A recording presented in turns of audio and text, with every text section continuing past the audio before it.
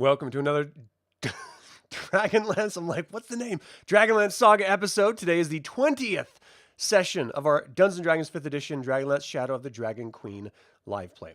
It is Braka Dark Ember the 4th. My name is Adam, and I'd like to take a moment and thank the members of this channel and invite you to consider becoming a member by visiting the link in the description below. You can also pick up Dragonlance gaming materials using my affiliate links.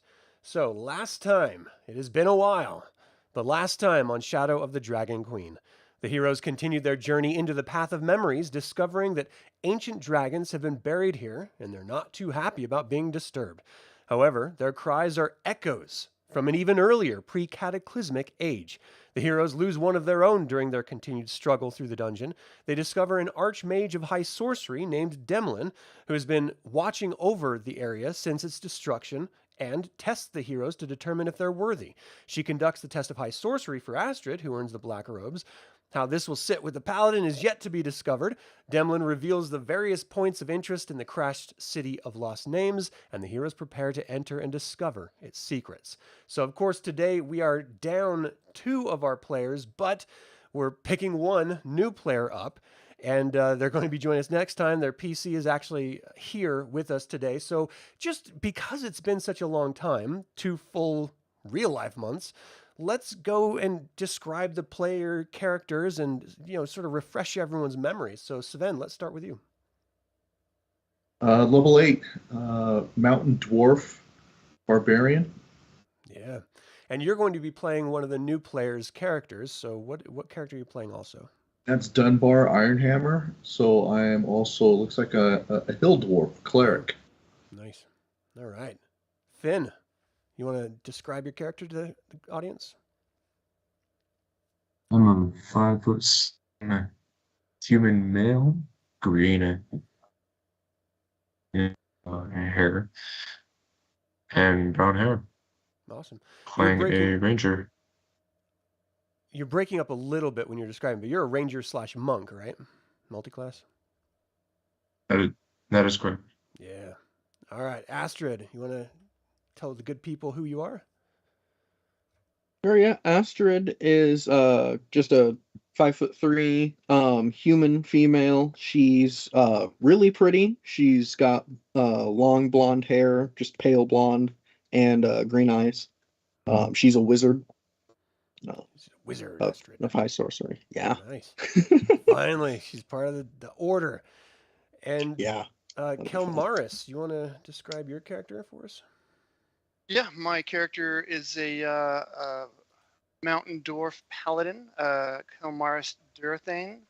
He's extremely charismatic. He's pretty adept with the ladies, so I'm told. He's he likes smooth jazz and long walks on the beach. Sweet. And then I'll also be playing Arjan, who is a human fighter. Yeah. Not going to embellish on that character because it's fine. So. Yeah, that's okay. He also likes smooth jazz, so at least you guys have something to talk about. Sweet. All right.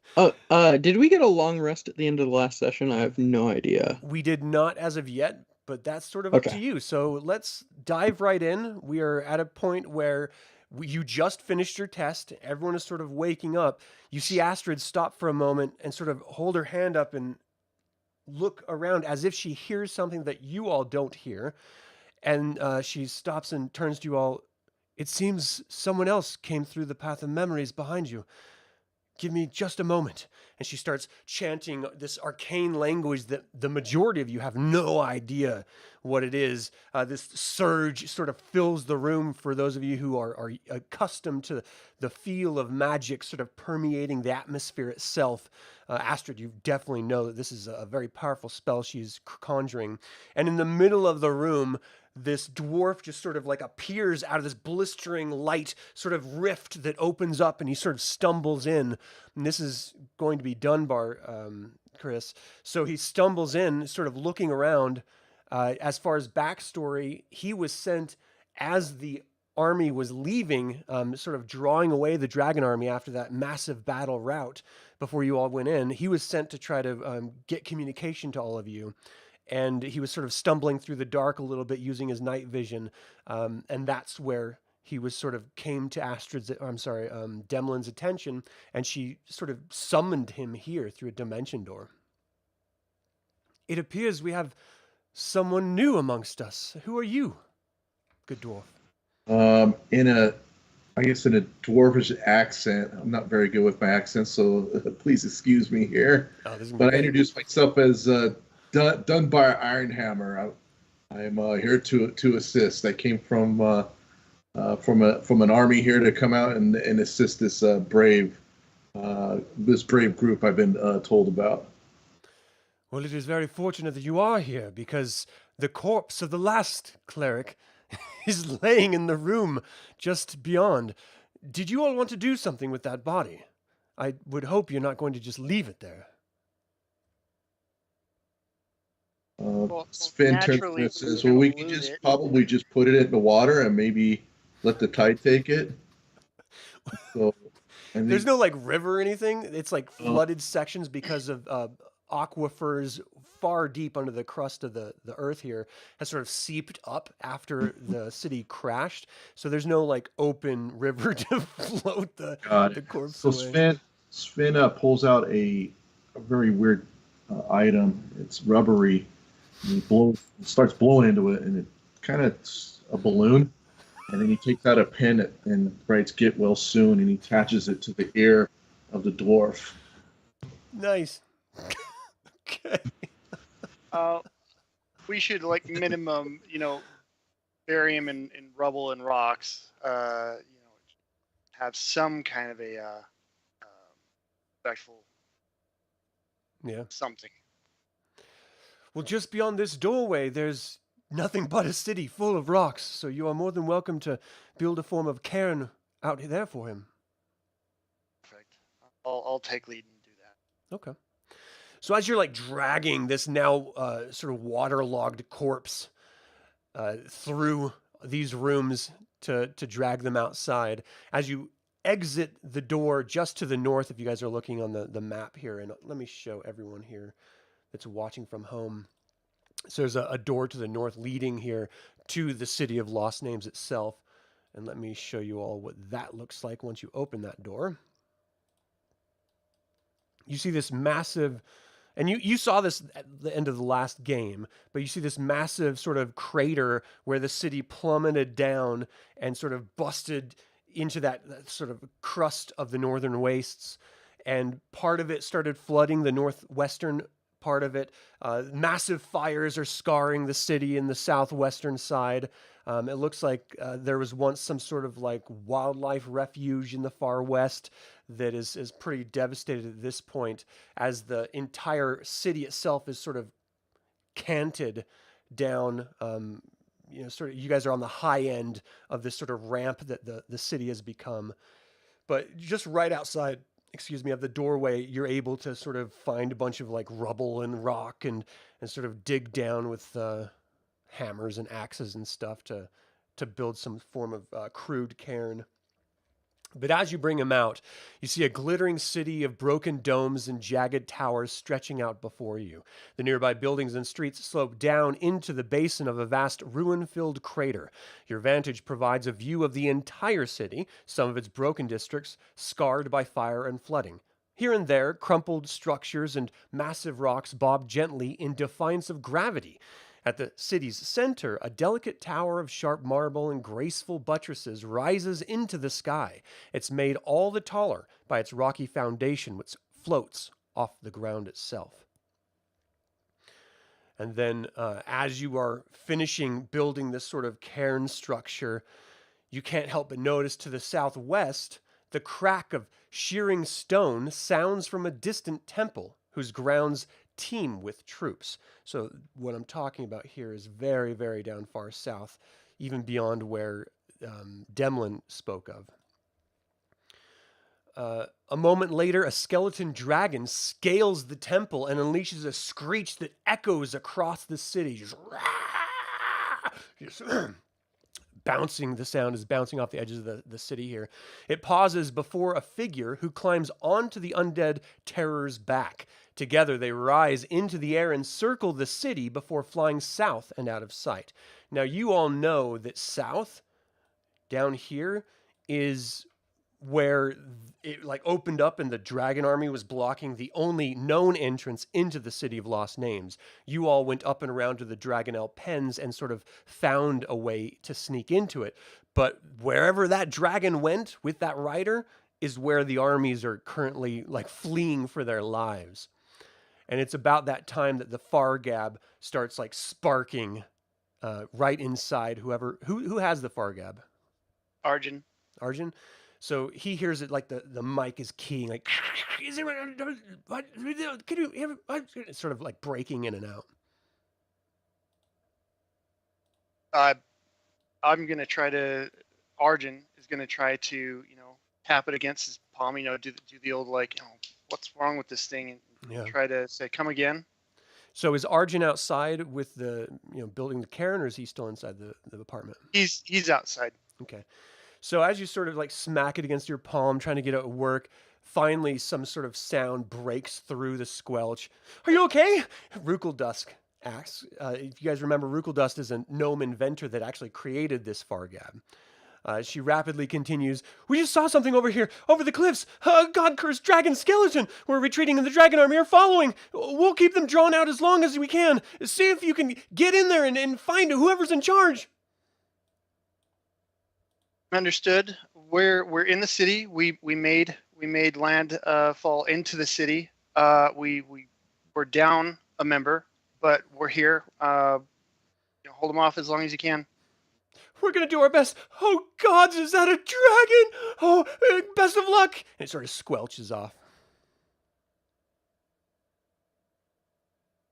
Well, that was okay. So, Demlin appears at the doorway. That didn't sound very promising. Do you know what that dragon was? Scary. It looked very scary, but is what it is. None of this is very awesome. So let's get it done. Where do you think you'll head first? Can I get a quick refresher of the points of interest that we went over on the last session? Yeah. So right now you guys are at the exit of the Path of Memories. At the center is the Threshold of the Heavens, and that's where she believes is like the sort of brain center of the city. It clearly seems to be partially working, as you do see some like chunks of rock and stone sort of defying gravity randomly throughout the view of the city. Just south of that, she says she's been seeing a lot of troops regularly making rounds, traveling through the city, stopping there, and then traveling away from it. And then she had made note to all of you that there was an ancient temple of Paladine that she suggested you go visit if you wanted to explore that broken haft of a dragonlance Arjan's been carrying around. So I remember that Arjan wanted to make that kind of our first point of interest. So Arjan kind of grabs everybody, waves them over and says, hey guys, so look, the army's outside. It's not going well from what I just heard in the Fargab. That dragon is heading over to him, which means we're probably running out of time. I would like to hit the Temple of Paladine to explore this item that I've been carrying around. And then from there, I think we can just make a quick sweep south to all the points of interest that we've been pointed to. Is anybody opposed to that plan? No, Fynn agrees with it. He says that sounds like a good plan of attack. Okay, so that's what we want to do. Okay. Well, she sort of backs up into the shadow of the apartment and just, I wish you all the best of luck. Though, if you don't make it out, you won't be the first. And she just slowly closes the door on all of you standing outside in this massive city. Right now, it is twilight. It's sort of getting right near full evening. So we have quite a bit to traverse, and I know it's a little bit more treacherous at night, but maybe the cover of dark would help the louder and less dexterous of us as Arjan stares at Kelmaris. Right. I mean, that's not a terrible thought. And we can stop close to the point of interest and take a long rest. If we've there's houses everywhere. Yeah. Or we can camp out here. What do you guys want to do? But we need a long rest. Can we camp where we're at right here? If you want to go back in the apartment, you can ask Demlin if she minds. Yeah, let's do that. I think that'd probably be the safest spot. Okay. Yeah, when you check with her, she doesn't mind. Go for a long rest. Yeah, she doesn't mind if you guys crash. So, that's going to be at least 6 hours of sleep and 8 hours of total rest in order to get you all back to where you were before. So go ahead. Yeah, go ahead and take your long rest. If you want to rememorize spells, now's the time to do it. You can burn some of your hit dice if you want to heal. We do have a cleric now, so maybe they can help heal. I know Arjan was suffering a bit at the end of the last game. I'm not sure if anyone else was or not.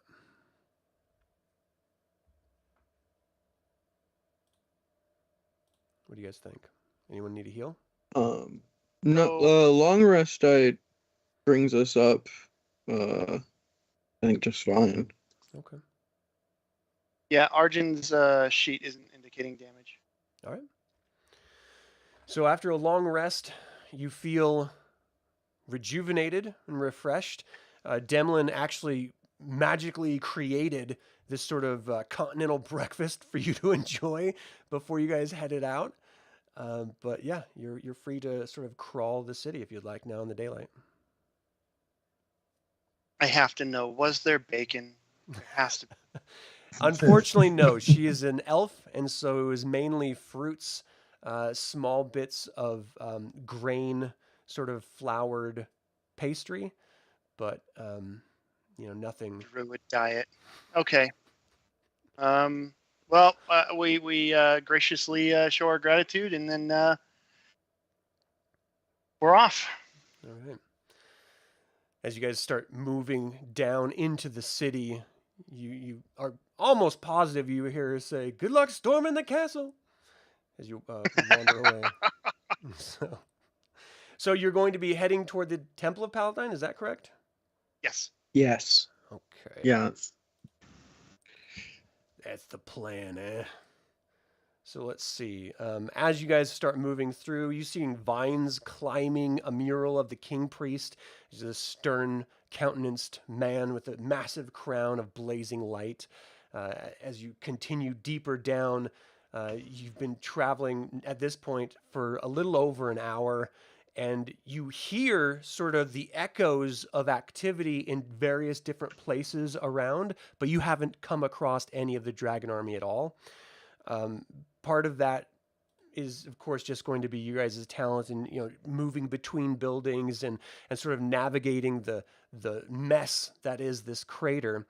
But another part is they clearly seem to be busy doing something else. None of you sort of sat and watched from your high point to see if you could pinpoint any center of activity or anything. You're just basically going off of what Demlin suggested.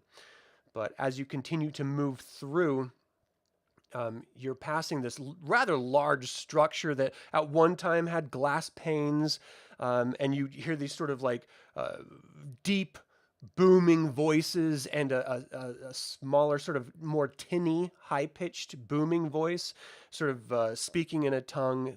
Do any of you speak like giant or anything like that?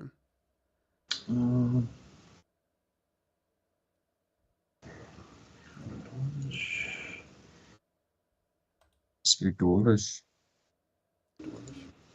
Yeah, I speak Dwarvish too, but I don't think common, Elvish. It's okay. No giant.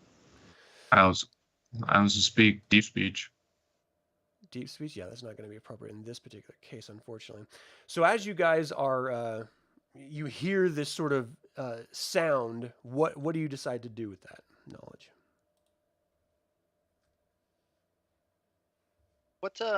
what tab is the? Oh, it's staring me in the face. Common Dwarvish caught up. Nope, I don't. Sorry. Can we audibly decipher what direction it's coming from? Yeah. Yeah, it's actually coming just ahead of the direction that you're heading. You guys are sort of navigating the ruins a little bit northwest, and then you're heading straight west over, I'm assuming. That just seems to be the easiest way. Alternatively, you could head southwest and cross these sort of bridges, this sort of down in this area, in order to get past that massive ravine that's sort of broken through the city. I guess it's kind of up to you the directions you want to head. So Flynn is kind of our closest thing we have to a rogue. Yeah. Do you want to do? Yeah. Do you want to do just some one block ahead scouting, not far enough that we lose sight with you, but to where you could scout and then give us the wave if everything looks good. That would be doable. All right. Give me are you going to try to stealth? Are you going to try to be quiet, or are you just sort of going? Stealthing. Okay, so give me a stealth roll. I rolled a 14. And then give me is there a tracking that you can give me? Tracking. Wouldn't that be either investigation or... I'm just trying to think of what would be good for your class, your specific skill set. So survival would be to follow tracks. Yeah, let's do a survival roll. You're following the sound of these creatures. For stealth, I rolled a 14. For tracking, I rolled a 21. Wow. Okay.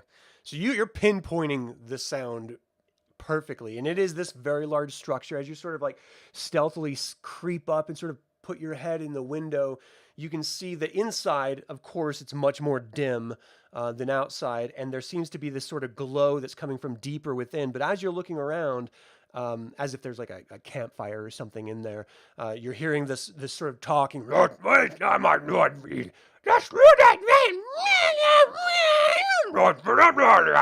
Sort of discussion that you can't really understand at all.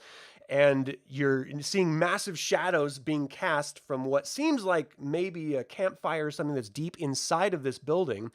And as you sort of start looking around where these shadows are being cast, you see books sort of lining the walls. So you can kind of come to the understand that this is clearly a library at one time. It looks completely destroyed at this point, but these creatures are in there. Would I be able to have a vague idea of what they're talking about through their body gestures? You actually don't see them other than their shadows being cast.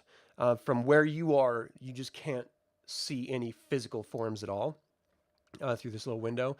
If you wanted to try to sneak inside, you might be able to get a better view and see who or what they are. But from where you are right now, you have no idea. So from my point of view, I'm only able to tell that there's at least 2 people. You're getting 3 distinct voices. I'm going to head back and relay that to the rest of the party.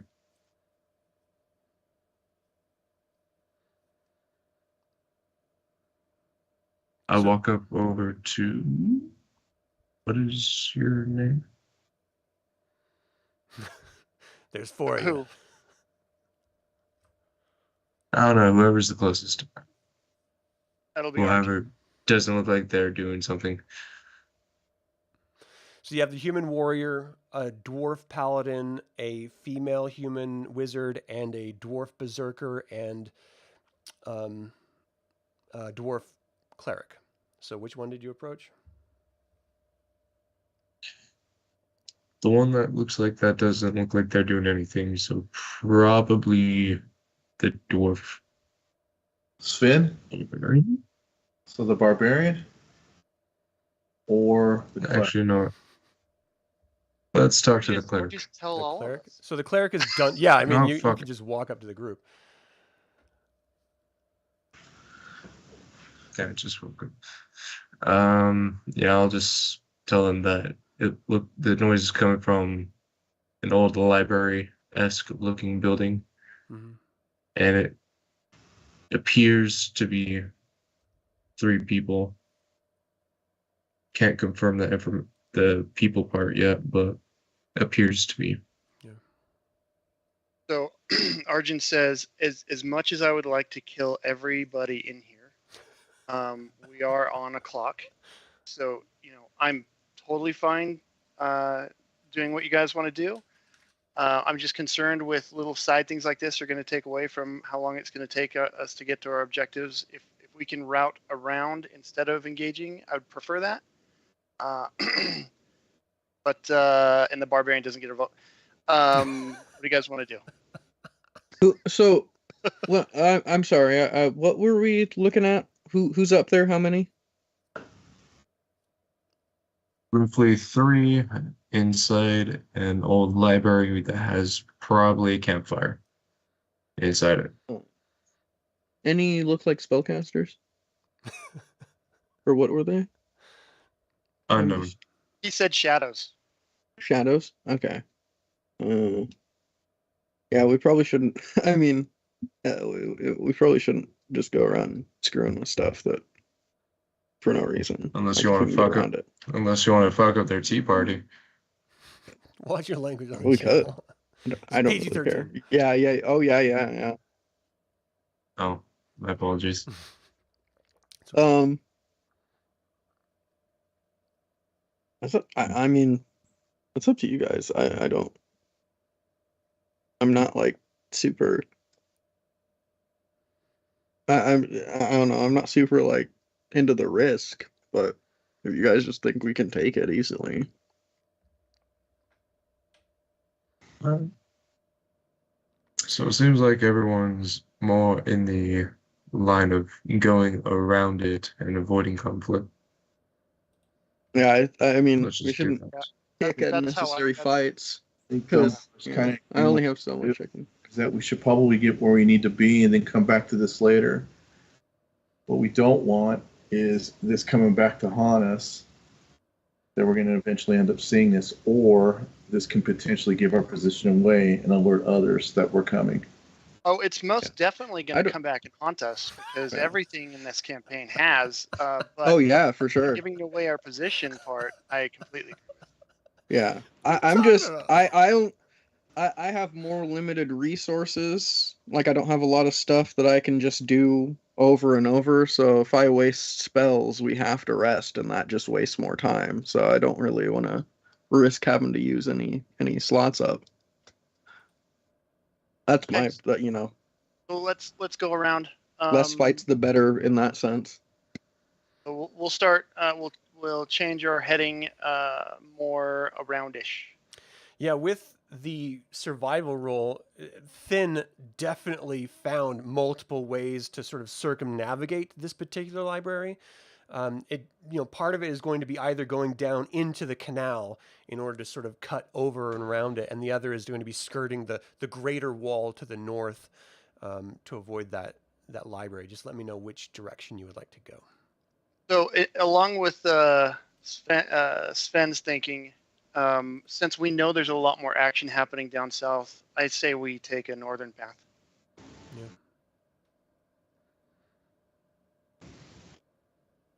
Yeah, so that's what Dunbar agrees with that. Okay. Yeah. So as you're sort of doing your best to avoid that area entirely, heading around the north, you actually come across this humanoid skeleton that is clearly fallen into like a mini aqueduct that just formed during the crash. And the skeleton in its hand, it has a dagger in its sort of like skeletal clutches, sort of death grip. And you see scratched on a nearby cobblestone in Elvish. I'm assuming some of you know Elvish. Do any of you know Elvish?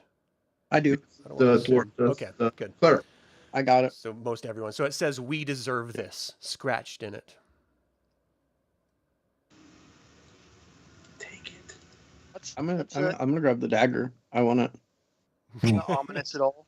I want to see if I don't know. I'm just gonna identify it. It looks of an ancient design. I mean, this is something. None of you are elves, so you're not like the most ancient of mortal races, but it looks. Let me actually detect magic.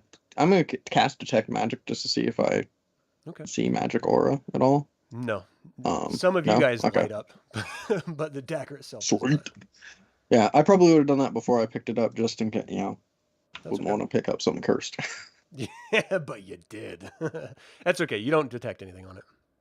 Just looks like a very ancient dagger is all.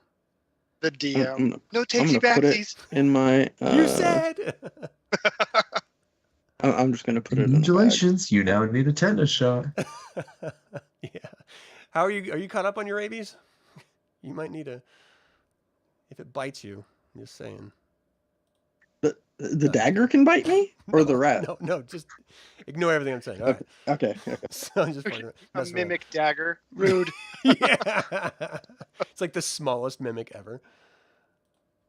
Okay, so either case, you guys just sort of see this odd little display, and it just sort of sets in your mind that the residents of the City of Lost Names, once known as Anyari, according to Demlin, they knew that they had done something bad, and clearly, at least some of them who did die in that crash felt like they deserved it. They did. They sucked.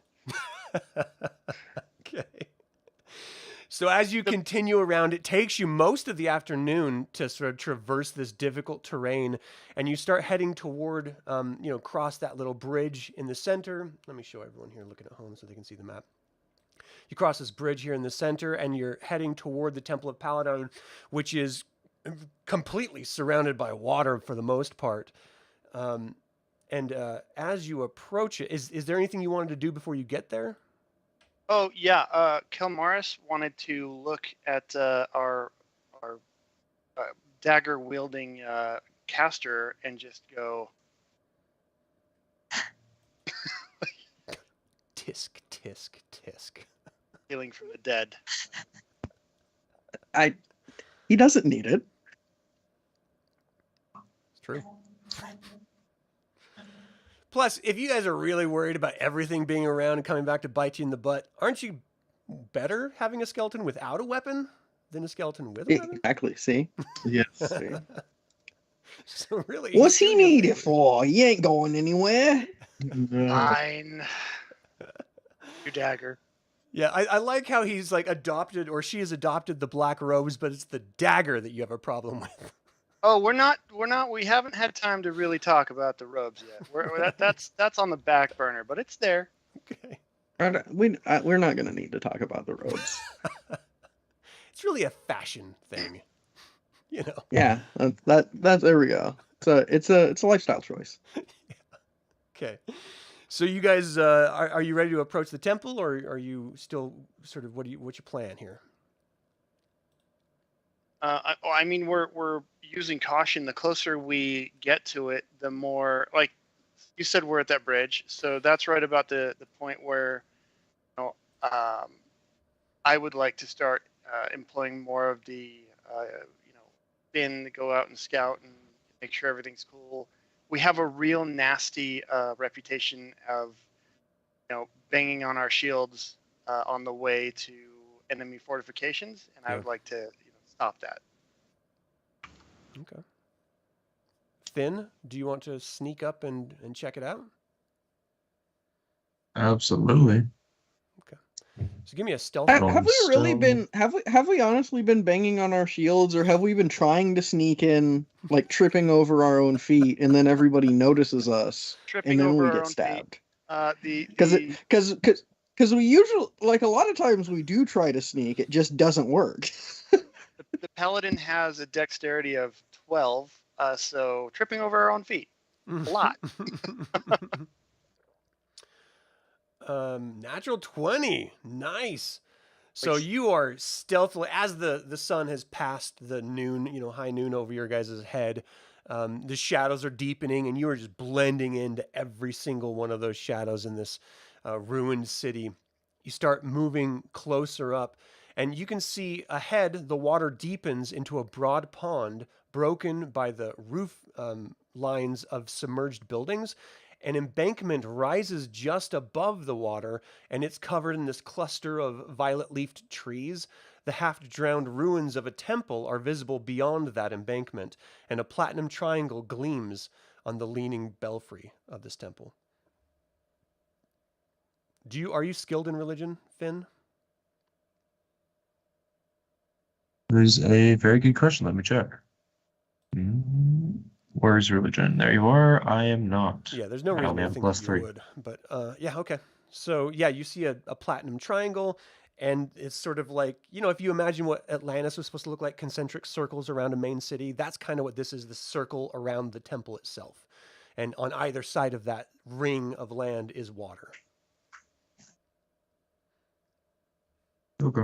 I'm going to go and relay that back to everyone else. Okay. So is everyone else just hanging back at the bridge? Yeah, we just stayed back. Okay. Yeah, you don't have any problem getting back there with that roll. I mean, and you sneak up on them. They don't even see you before you decide to appear or talk. I'm going to start drawing a rough sketch on the ground of the religious symbols and shapes and shit, or apologies. It's okay. Stuff that I saw. Okay.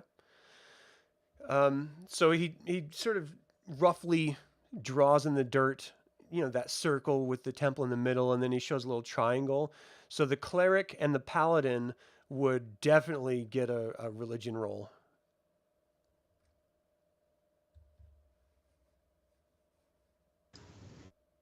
I'll go ahead and roll for my religion. Yeah. Oh. Can I put an assist on? Not really for this. I mean, you either know or you don't. Okay. A 3? Kelmar? What? Natural 1, baby. Who's your god? Reorcs? Reorcs. Natural 1. Yeah, you're just like, what is that? An octagon? I'm not really good at geometry. Here's my problem here. It's with this spreadsheet. I need to be able to have access. I can view him, but I can't click or interact. Wait. Yeah, you can. It's not allowing. When I go to religion, it's not allowed. Oh, okay. Thank you. I got it. Here we go. Awesome. There you go. Nice. Sorry, just take the first one. I think I may have clicked it one too many times. Apologies. Oh, was that a natural 1? So the first roll is I rolled once. Yeah, well, it's a natural 1. Oh my goodness, what are you guys doing? We're dumping our garbage rolls. Okay, well, that's good. You remember how this is how it goes. It's true. We're gonna get in a fight next, and then we're all gonna die. All right. Have a non-religious one. Give a shot at it. Yeah. Well, I mean, it's not really something that you can guess at. You either know or you don't. So you guys are looking at this. Who's the god for Dunbar? Is it Reorcs as well? How can I tell? There should be a description tab. I think it's going to be under descriptions or notes. Yeah, inventory, feature traits, extras, features, traits. It's under description and then characteristics. Why am I not finding description at? The description is going to be on that little hot bar. It's going to be the fourth one away from action. It's going to be action, spell, inventory, features, and traits. It's then description. Oh, it's real. Yeah, so this is probably why both of you don't know, because you've only been focused culturally on Reorcs. So if yeah, it's you don't not know. his sheet, the description section doesn't show up. Oh, yeah, I'm looking at it. It said Reorcs. So okay, so none of you know what the triangle means, but you do know that that's supposedly the temple that Demlin pointed out. So assuming she was correct. It's the Illuminati. Scary, man. The Pentaveret. Have you ever really looked at a dollar bill? It's freaky, man. Everyone's like pulling their coins out, like staring at the symbols. All right, so what are you guys gonna do? Yeah, let's go. Let's get in there. I mean, be on the lookout for people to fight, I guess. Right. I'm gonna stick behind Arjan probably. Okay. So let's go ahead and work on that marching order. So if you guys look here in the bottom left of the map, you can see the sort of water moving up to the embankment that I had spoke of earlier, and the sort of flower and tree covered embankment. And you have your 6 tokens here. Go ahead and put yourself in whatever marching order you would normally go in. I'll probably be first since I'm scouting out. Yeah. I put Arjan up in front of Sven.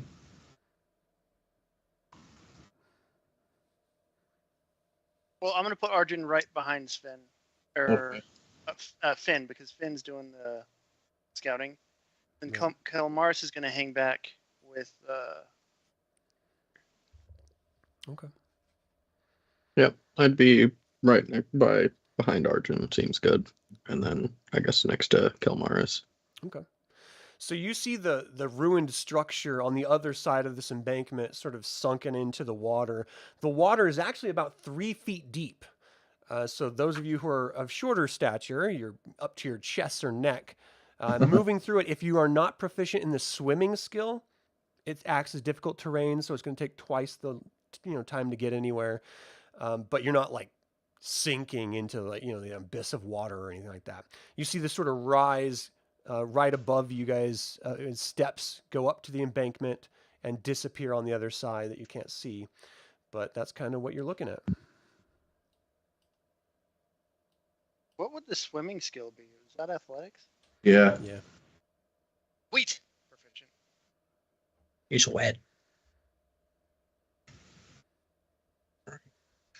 Let's well, as long as we don't see any trouble, I say just go up to the. Is this section over here before the stairs? Like, do we have to climb that, or is it higher than us, or should the steps come out of the actual water that you would have to walk up and out of the water onto the embankment, or you would have to try to climb the more steep sort of muddy cliff-like.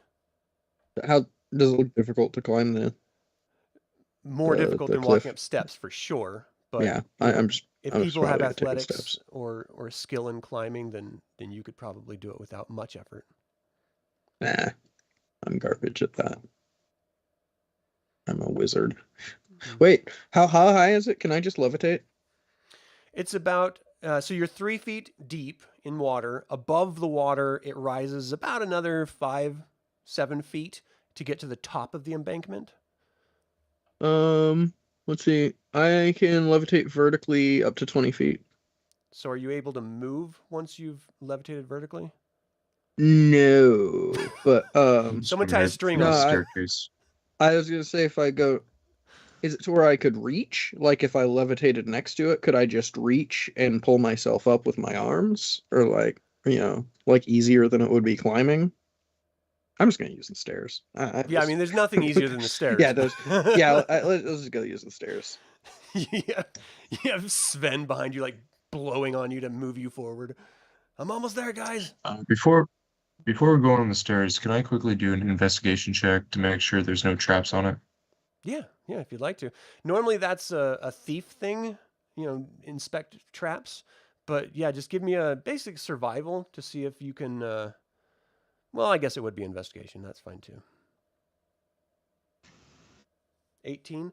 Yeah, you don't think you see anything. I mean, it just looks like steps. Some of it has erosion from water, from it obviously being sunken for so long. But other than that, it looks like just a normal entry point.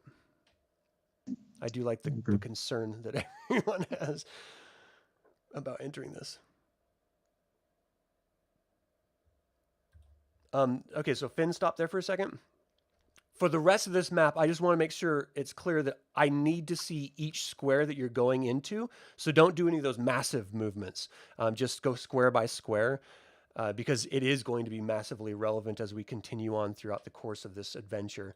But once you get up to the top of that, Fynn, the trees here stand shoulder to shoulder, forming a violet canopy as they climb a ring-shaped rise around the temple. sloping stone stairs climb the rise, and on the other side, another set of stairs descends into the shallow.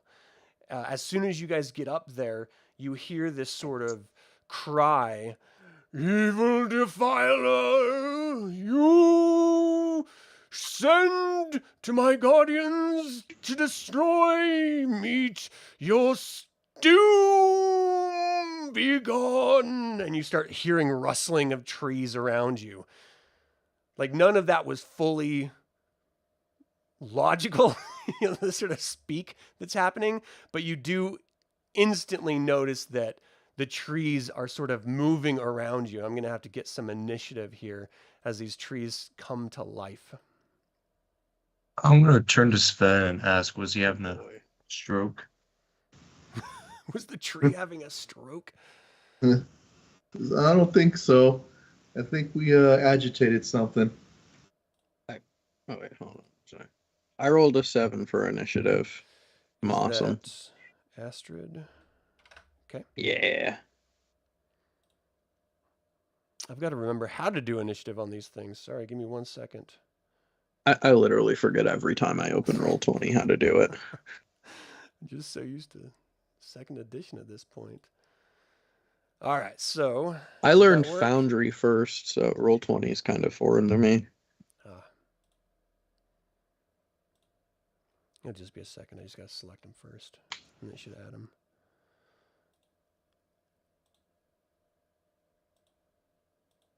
And then Chris, did you have to do anything to be able to roll on your secondary character? Because when I hit the button, nothing's happening. No, first I sync it up, so I'll load the sheet up. It looks like Arjan rolled initiative 12 times. Wow, I lagged out hard. Okay, cool. Well, that answers the question. You don't have to do anything. Well, you do have to do his first roll was 20. Click on once. Use that. No, his first roll was 7. Oh my gosh, you did roll it a billion times. I was clicking it was 12, okay. You got excited. I'm ready! Yep. I was just about to say the same thing. Fynn, what did you roll? Are you on there? I think 13. 22. Oh. So Sven is... Arjan. Where's Fynn with an F? I don't see you on 22. Okay, I'll add you. I put mine in between Sven and Kelmaris. So I'm actually showing Sven twice on here, so I'm going to remove one of them. I can roll advantage for, this is one of my feats. Right. So okay, so then what? Yeah, it's a barbarian thing. It's 13 is what. Okay. All right, so Astrid, I'm showing 7. Arjan is 21. Is that correct? Well, his was 7. It was his first one. So let me add that. So Astrid is 7. Kelmaris, I'm showing a 9. Is that correct? 12. 12. Some of this was probably from the last time, so we'll just roll here. Arjan was 7 for his first roll. Sven, yours is 13? Yes. Okay, and then the treants and Fynn was 22. So let me get this descending. And first up, Fynn, you see these treants sort of come to life. The trees themselves start talking, and as you're like looking at them, they actually have, it looks like bodies inside the boughs of the trees, like up high. And just give me an intelligence check or an investigation check real quick as you're looking at this. Investigation, that is low. I rolled a 5. Yeah, you're not sure what they're wearing or anything, but there's definitely bodies up in these trees. So what are you going to do? Are they dangling from the branches, or is like the bark actually? Well, with your roll, you're not really sure. Them. You just see bodies in between, like in branches. Fair enough. Okay. So what do you plan? Why is that on my screen? So, with my trusty, dusty bow and arrow, I'm going to aim at that one. Yeah, that one. And shoot twice. Loose 2 arrows. Roll to hit. 28 and 14 to hit. So the 28 sticks right into the trunk. The 14, you said? That one gets lost in the branches, and you're not sure what happened to it. But let's see. Give me some. Those are arrows are piercing. Is that correct? So give me some damage. Oh, wait, what? The type of damage is piercing, right? Oh, okay. It's piercing. Yeah. I rolled 11 for damage. Okay. And where's my arrows? So if you guys select your tokens, I have made the red your armor class, your unmodified armor class. The green is your hit points, unmodified, and the blue is your perception. So that's just to help me to try to move things along. All right, so you lose 2 arrows. One of them sticks in, the other one gets lost in the branches, and you says, "You will die, evil ones." Are you going to move for your turn, or are you going to stay where you are?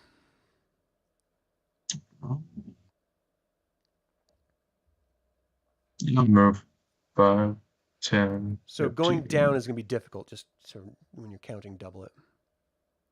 5, 15, 25,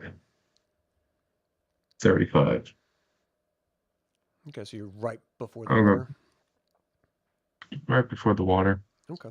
So you if it wants to get to me, it has to work for me.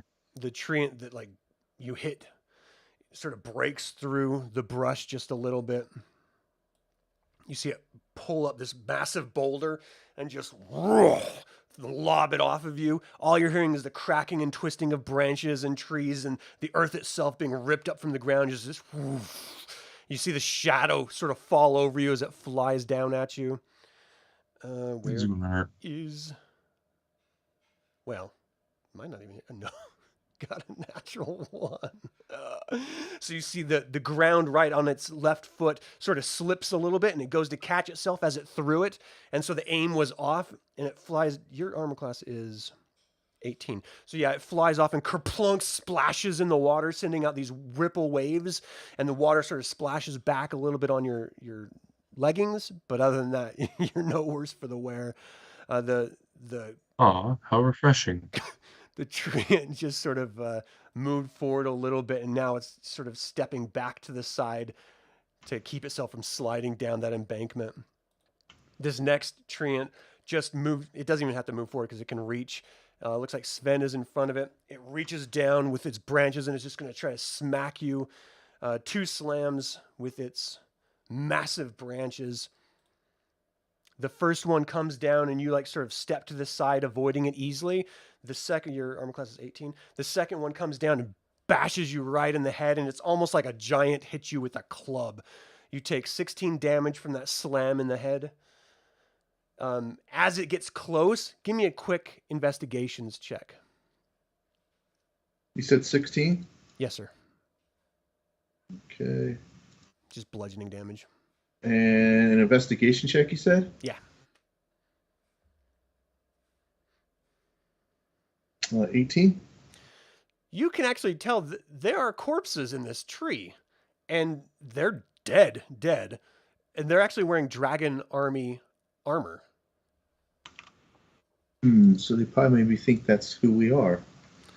All right, so that's all that treant does. Sven, you're up. All right. If we can knock some sense into this tree and not so much just trying to fight it, but if I'm able to pick up and see that our enemies are being engulfed by this tree, maybe somehow we can turn this around and talk to this tree and see if it would change its attitude towards us.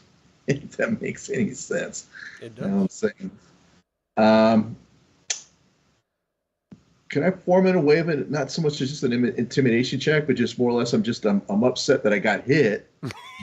But at the same time, like you stupid tree, we're not here to hurt anybody. We're here to find something out. And I see that you're also, our enemies are your enemies. Give me a persuasion check. Just okay. All right.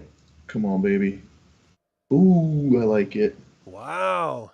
So you're saying what exactly are you saying? Did you say persuasion or perception? I said persuasion. Damn it, wrong P. Perception. All right, let's try this one. That's performance, persuasion. Okay, I got it finally. Here we go. Come on, give me a better roll than that. Come on. Okay. So what exactly are you saying? Hey, wait a second. What are you hitting me for?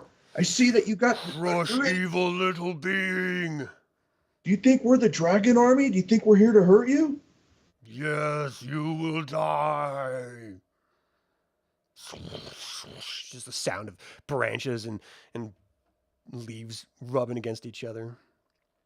Tell me, you attacked the wrong people. We're here. We come in peace. So I'm just trying to persuade him in a way that it's. See that I see that there's the fallen. He's engulfed the following. I've eaten the fallen. I'm sorry, eaten this enemy up. That's also our enemy. All right. I guess I'm not wording it right here, but I'm just trying to, in a sense, just not trying to reason with it. Yeah. No, I understand what you're trying to do. It's just not effective right now. All right. Well, time to kick ass.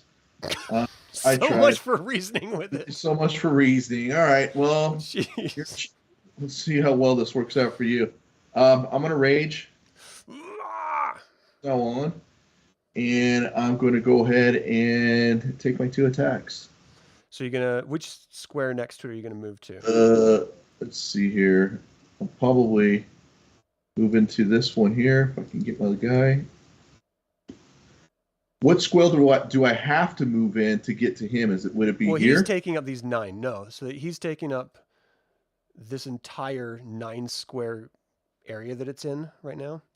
So that's the boundary that you're in right now. Make sure you guys are facing too, because I am using facing rules. All right, let's do this. So you're like rage, and you're like, and you start moving at it with your axe. Yeah, I do. Die. Give me attacks. All right. Let's see here. I am not so. Okay.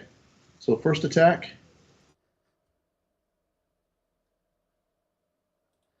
19 hits. Yes. And then my second attack. 26. All right. Damage for the first one. I don't think it. I remember last time I wasn't adding my rage to this. Let's see what it says for the numbers here. So 13. I'm showing the rage adding. So is it showing 15 on you? Because I'm looking at D Beyond. Okay. Nice. All right. So you hack into it and it just crawls out. And the second was 9. So yes. So 9. 15 and 9. So 24. So it's like moving back, sort of bringing its branches up as if, on its next turn it'll hit you again. Little creature got me! Kelmaris, you're up. Alrighty, so I am going to go... Where is Kelmaris? I don't think I'm on the list. Well, I'm showing you on the list. It's not... Oh, I'm right here. Click I'm going to move up on this guy to... Okay. Make sure you're facing him. That, but it's not. There it goes. It can be a pain if you're not super zoomed in. Okay, so I'm going to face that one, and then I'm not going to try to persuade.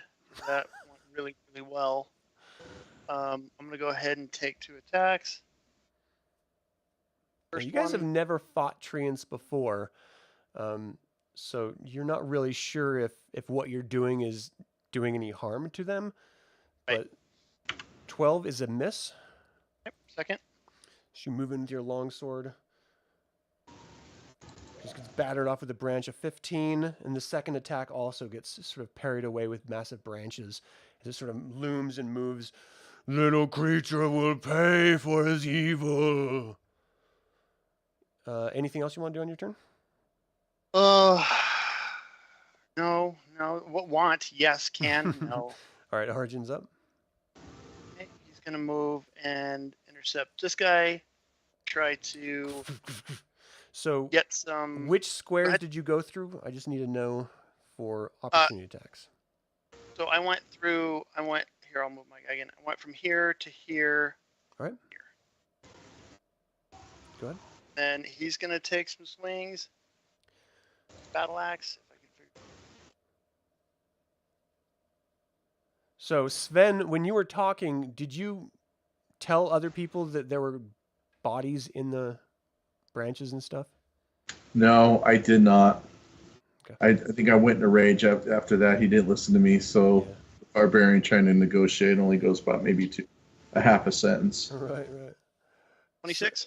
26 hits. Okay. And then Bring second the battle attack. axe out and just cut into it.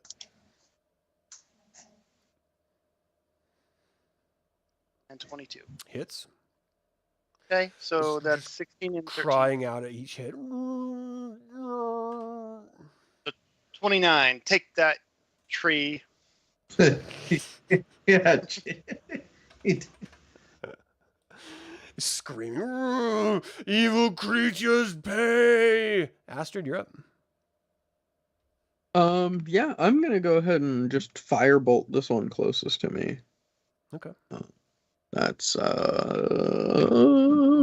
did I roll to hit? 16. 16 does hit. Oh, excuse me. And sorry. this is fire? Yes, it is fire damage. 15 fire damage. Fire. Okay, so when it just, for my sake, when it's vulnerable to something, that does damage and a half? Yep. I think it doubles. Doubles damage? We'll say it doubles. Let me check. So how much was it? The first one? 15. 15 alone? So for now, I'll put 30 and then I'll look that up. Okay. Let me look it up really quick. Oh, come on. Yep. If it has a vulnerability to a damage type, it's doubled. Thank you. Okay. Are you going to move or anything, or are you going to stay where you are? I will. You see Let me see. flames Where's sort of 20 feet? singe the wood, and it calls out as it like, burns some of the branches. That's terrible. I think I'll get swung at if I Back up. move. Yeah. Yeah. Okay. So I'm gonna stick here for now. Okay. So the tree you just hit moves back down, tries to slam you twice for the burn. And your armor class is 14. 14. So the first slam comes down, bashes you. The second branch comes up to hit you, but you sort of duck out of the way out of the damage from the first branch. You take 16 damage of bludgeoning from that first smack as it just bashes down on your head. Ow. Ow. Fynn, I didn't hurt that much. you're up. So I have a bullseye lantern in my inventory. Can I set that ablaze and throw that at the tree? Yeah, whether or not it would catch fire or just do an immediate sort of flash from the oil is going to, it's probably just going to do a quick flash and burn out as soon as oil is done. But you fish around in your pack, you grab the bullseye lantern. You had flasks of oil. I think there was oil with it separately. So if you want to like load it up with oil and then throw it, you can go ahead and do that. Just give me a unmodified attack roll with dexterity bonus, since this is an improvised weapon. With a flask of oil, it burns for 6 hours. Just a little tidbit of information. So D20, roll. Just add your And dex add bonus. dex? Yeah. Jeez. I gotta do maths in the morning.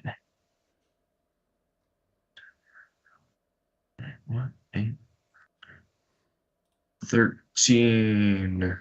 So you throw it and it actually bursts right before it hits him. on some of the other branches of different shrubs and trees that are sort of also in this area, and just sort of lights up the ground right around here. It doesn't actually get to him.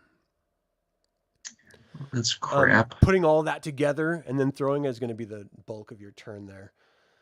So this creature attacks Arjan. You see it just moves his branches up. Roar, die, evil being! And tries to slam Arjan twice. Arjan's armor class is 20. It hits both times. You take 32 total damage from the two just smacks as it just pounds down on you as you try to just sort of absorb it with your armor and shield, and you're just unable to. Okay. The tree right in front of Sven, it attacks Sven with two massive slams as well. I think the second one missed. You have an 18. So the first one comes in, smacks you with a massive tree branch, knocking you back. The second one sort of flies right over your head. You take 16 damage from that first attack. 8. Okay. Sven, you're up. I got a question for you. Did Dunbar get skipped? Do I have Dunbar on? I don't even have him on here. Yeah, he did. What did he roll? I know what happened. I didn't click on him when I rolled initiative. Where is Dunbar? Oh, he's down here. What was his initiative? I think I rolled. Oh boy, we got to really scroll up for that one. You can just roll it again real quick. Oh, okay. Save some time. 8. All right. Okay, so let me resort it, and I'll see where we were. So Fynn went, that one went, Sven's turn. So have Dunbar go ahead and go for the last round, and then he's going to be after Kelmar. Okay. I think Dunbar is going to cast Spiritual Hammer. Okay, where do you want to manifest it? I want on top of the tree its head. I think I'll probably put it right here. Okay. So that'll be your spiritual hammer, that little white circle. That's a bonus, isn't it, to cast that guy? Yeah. It gets to attack this first round once you create it. Okay, so I did cast it. So at a second level, I get 2d8, right? Yeah. You have to roll to hit. Yes. Wait. Yes. All right, go ahead. Get to that. Sorry, I'm just getting used to this stuff. What are you? Actions. What are you? Action. Spiritual weapon. So if it's a second level spell, then it's 2d8. Why can I not? Right. Oh, here it is. Okay. Let it go through. I see a 13 and a 12. Yeah. Did I roll twice? Son of a gun. Oh, I think that's if it hits, it does 12. So the 13 to 2 hit actually misses. Okay. So then let's. Is he going to move it all for the last? Yeah, that was a bonus. Let's see here. Would Dunbar be able to pick up anything from within on these treants at all? I mean, from how you described to me. Well, give me an investigation. Okay. I mean, casting a spell is a pretty involved process, but as you're standing back and watching it trying to attack, you know, right. Sort of look. Okay. Investigation. Here we are. 11. You see bodies in the tree branches, but it's so dense from where you are, sort of at the bottom of the embankment looking up, that you can't really see any details in them. Interesting. Okay. Alrighty. I think I'm gonna move. I want to move over to here. Okay. As such. And that'll be my turn. All right, so Sven, you're up for round 2. All right. As I'm getting ready to swing, he's like, listen, tree, I don't want to hurt you. Well, you're raging. I don't know that you can rationalize and Really? Do I talk. turn into the Hulk so I lose intelligence then? I'm just all right. Well, you're raged. I mean, you're just like, "Wah!" You know, that's why you get those bonuses is because you're not thinking. All right, fair enough. Okay, Tree. I'm gonna cut you down. Let's go. First attack. 23. Hits. And second attack. Hack into it both times. Both of them hit. It's screaming out, "Stop evil creatures!" All right, so they both hit. Rolling for damage. The first one. Jeez, Chris, stop with the ones, huh? Good lord. All right. Sure, you're so lucky. And the second one, 18. That's not bad. So we got 9 and 18. Yep. I'm adding them both as you right. roll them. So it cuts into it. It doesn't look like it's doing anything to this creature. I mean, you're literally hacking into it. You're seeing pieces of wood sort of flying off with each hit, but there's no indication that they are actually hurt other than their moaning and their taunting and their motion, you know? I mean, these are plants that really don't know how to, you know, you can't really gauge damage on them. Are you going to move or anything, or are you sticking where you are? I'm going to take a step back. Well, let's see here. If I do that, gives him an opportunity attack, doesn't it? Yeah. I'll just hold my ground at this point. All right, Kelmaris, you're up.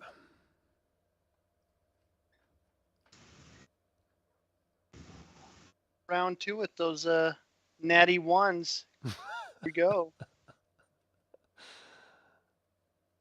So just gonna take a swing. Die, plant, die! You actually connect with it. Sweet. It's moving its hand down to smack you, and you cut into the branch. The 15 misses. So as it sort of moves its arm back, you swipe at open air. So damage for the first one.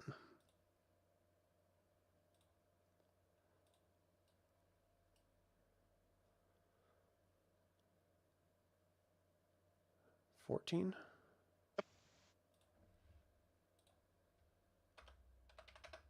You have your shield, right? Are you sword and boarding it? I do. Okay. All right. So are you going to move or anything, or are you good with where you are? No, I am gonna take my my bonus and creatively slam on my shield a little bit to try to get the focus away from Astrid. Right. Because luck only holds out so long for Clothies. Right. Yeah, I mean, when that firebolt struck it, you saw it sort of spread over it momentarily before it went out, and so it seems pretty intent on focusing on Astrid with the damage that he caused. Dunbar, you're up again.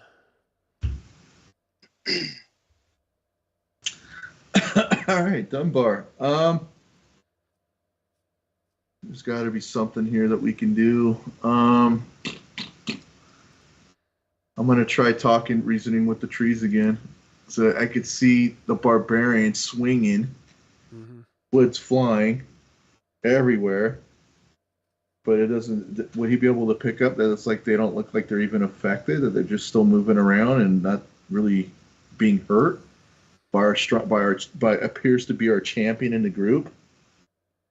Yeah, I mean, this guy's new to the group, so he's not really that familiar with you guys. But as far as damage to these creatures, I mean, give me an investigations check. What would be? We're gonna have to have a conversation. Maybe about it's insight. Give me an insight. Self-imposed champion title. I'll prove it to you later, mister. All right, let's go. Here's my roll. For insight? And the results, I did roll in. Good lord. Oh, this time I rolled a 9. Wow. Yeah, you can't really tell. I mean, you're rationalizing in your head, how can they try to talk down something that they're actively attacking? So it doesn't make sense that you would try to, as you're actively fighting something, you're not going to be able to get them to stop attacking you. So that just, doesn't make sense to Dunbar. Okay, so we need to stop what we're doing to try to act reason with them, to try to. Yeah, I mean, I'll leave it up to you to determine how he justifies that information, but Okay, alrighty. I'm going to turn to the group. Dunbar is, and if I notice these, I go, guys, these trees are just acting on being defensive here and trying to prevent the actual dragon army of coming through. they're actually, they've consumed them. They have eaten the dragon army. If we took a step back and maybe disengage, and they wouldn't think of us as being evil, or this dragon army that looks like that has done damage to this building or caused pain and suffering here. so as everyone's like fighting each other, you're like, guys, calm down. We can't attack these things. They're trying to defend their territory, trying to justify it to everyone to get them to stop. Okay, so are you gonna do a bonus action for your spiritual hammer, or are you leaving that? I'll just leave it up. In fact, why don't we go ahead? I'll disengage that and see if we just take a less. Are you keeping the concentration going to keep the spell active, or are you just going to dispel it? I won't dispel it. I'll keep it up, but I'll move it in a way that maybe it'll gesture that we're trying to stand down here. We don't want to fight. Right. Well, just go ahead and move it if you can, and if not, point to where you want it to go. Let's go ahead and we'll just stick it next to me right here. Okay. All right, Astrid. Can I get these two in a line? Is this like a straight line hit both these guys, or would I have to move? If you have something that travels through bodies, then yeah, you could. Yeah, I've got something. So I'm just gonna lightning bolt those at 4th level. Oh shit. And then so lightning damage is separate than fire damage, just to be clear. Yeah. Okay. Yeah. Well, that's so not. You're like, simmer down, Dunbar. We got this. Yeah. They have to make a dexterity save. No, don't do that. And then I'm also going. Yeah. So it's a dexterity saving throw. Okay. What's your DC? My DC is. Do they have to be 15? Okay, 15. So this first one failed. This second one succeeded. The one that failed, I'm going to use my life channel ability from New Atari to expend 4 hit dice and then roll increase the damage by the result. Wow. That I roll. Okay. So let me. Where are my hit dice? Where are my hit dice? 1, 2, 3, 4. Oh my goodness. I gotta. Yeah, you're hit what, D4 for 6, a caster? They are a D6 for a wizard. Yeah, 5th edition they're pretty strong. I think in 2nd edition they were a D4. That's an additional 14 lightning damage. So what's the total damage? The first I rolled was. Oh, okay. Sorry. I thought the damage would have popped up. Yeah, I don't see any of the rolls. Okay, I don't know why it's not popped. This should be working. Let me see if I can fix it. The first damage was 19, and the second roll was 14. Okay. Yeah, you see the lightning arc strike through it. You see like little singes coming off, and sort of the wooden branches. Some of them drop down to the ground. It sort of cries as it leans back, rustling and branches cracking is sort of the only reaction you're getting. Everyone's blinded momentarily as this bolt of lightning just streaks out from Astrid's hands. Yeah, sorry about that. That's it. Because I don't really want to move and risk getting. Yeah. Okay. Arjan. Yeah. I'm going to. Well, I just got walloped, so I'm gonna hit back for sure. Okay. Go ahead and roll the attack.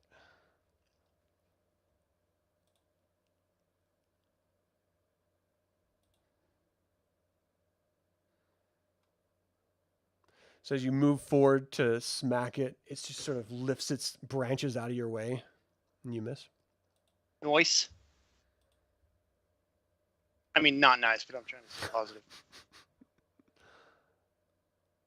26 hits. You like lean forward and just bury the battle axe into the trunk and just evil creature pay. And then after I like heave the battle axe out of that second gash into the trunk, because it makes me happier if I envision it. I look over at Dunbar and I say, "Yeah, hey, cool story. Could use some of that healing stuff though. Just, it just. Are you in the party or not? I'm curious." Okay, so are you using a battle axe one-handed or two-handed? Do you have your shield? Two-handed. So you're not using your shield. So your armor class is actually lower. Oh, I didn't realize he had a shield. Well, that's on me. I'll go one-handed from now. So then it's how much damage? 9? So let's do 9. Okay. I didn't realize he had a shield. Plus Sorry. 9.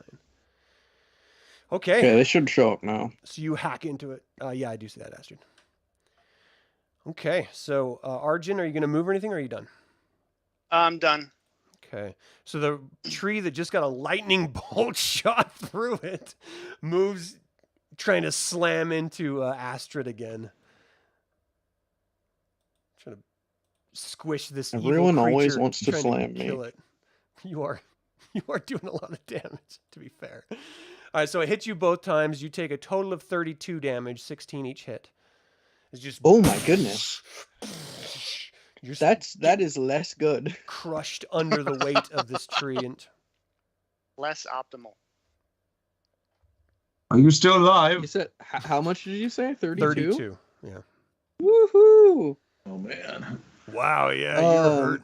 Yeah, I'm okay. I'll be fine. So no one's gonna talk about Patrick. Okay. So Fynn, you're up.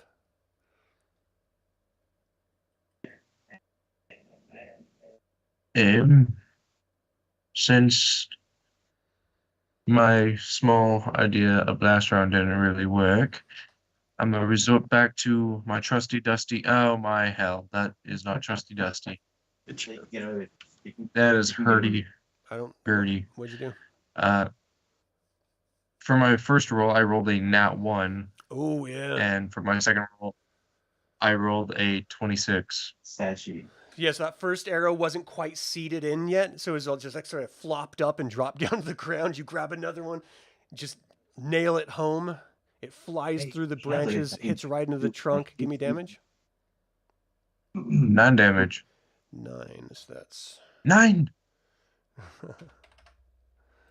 Yeah, you see the arrow just sort of buried into the trunk itself. It doesn't really seem to react at all to it. The creature starts trying to bash down on Arjan, who's just sort of standing in front of it. Yeah. Arjan has a 20, so the first one hits your shield, and you sort of like bend down a little bit from the massive weight that just hit you, and it brings another branch off around the side and just sort of takes you by surprise, clocking you. You take 16 damage from that second attack. Okay.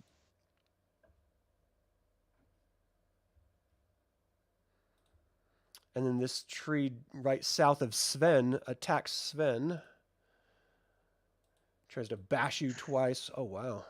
So the first one hits, the second one misses. So you take 16 damage as it pummels you with a massive slam of its branches. Just what it seems like he's trying to. It's not that but he's so in a Gabriel, position can where he you needs to mute your mic while you're not talking? Yeah, that's fucking young time, except for person next to you. Okay, so Sven, you're up.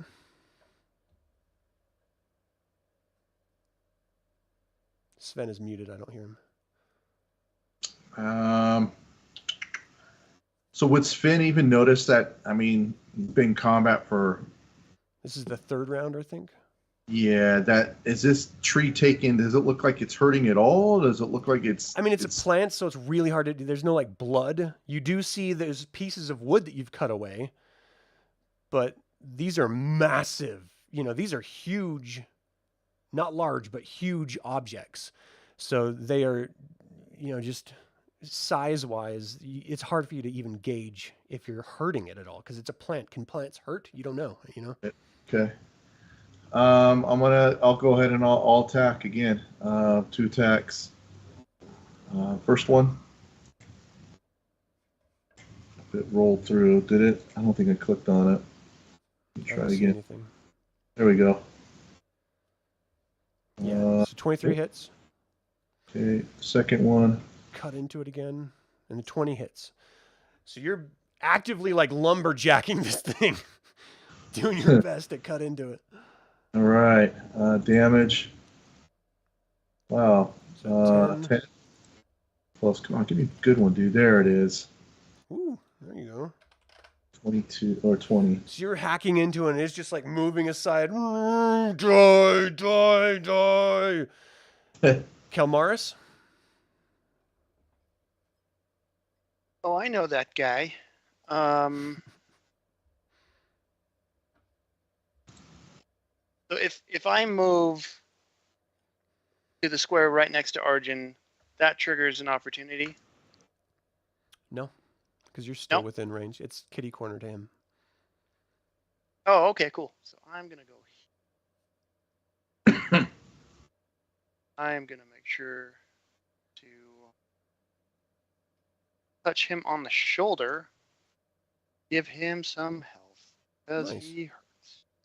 It's going to be okay, Arjan. It's going to be okay. I got some DEET. What do you use for? Is it raid? What do you use for plants? It doesn't matter. All right, so you heal him. Roundup. Roundup. That is. Okay, so I am spending 16. Back up 16. Nice. He has this flood of health wash into him. It's like, oh. You're the best, Kel. All right, Dunbar.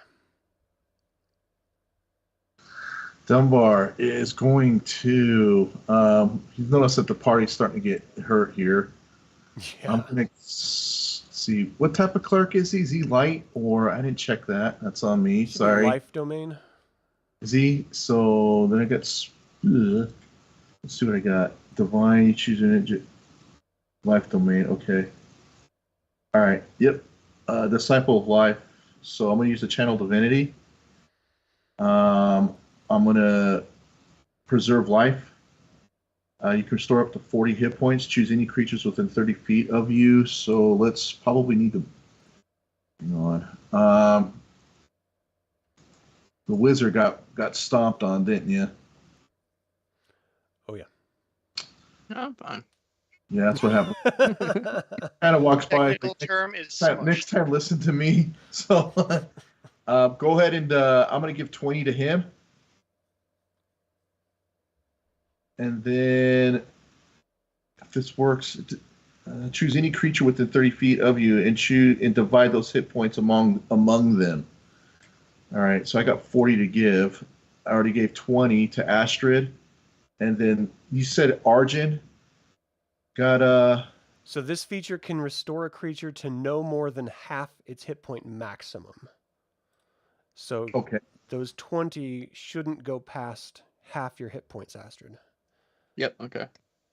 Okay, and then I have 20 more to give. So can I give that to Arjan? Yeah, he has his half of his would be like 45 or something, 46. Well, he's without treading the line on metagaming here. Just say how many he's missing. What? He's up to 60 now. So out of 90. So yeah, you can put the last 20 in him if you want. All right, I put it in you. All right, that's an odd way to say that, but Hopefully hopefully that warms you up. So nope, that's getting worse. We're gonna go ahead and dive out of that. That's the point. Missed me yet?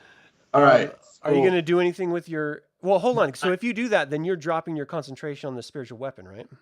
I don't know, because I think it's a spiritual weapon isn't concentration. It's not? No, not channel. No, it's just a It's an ability, but it's not a spell.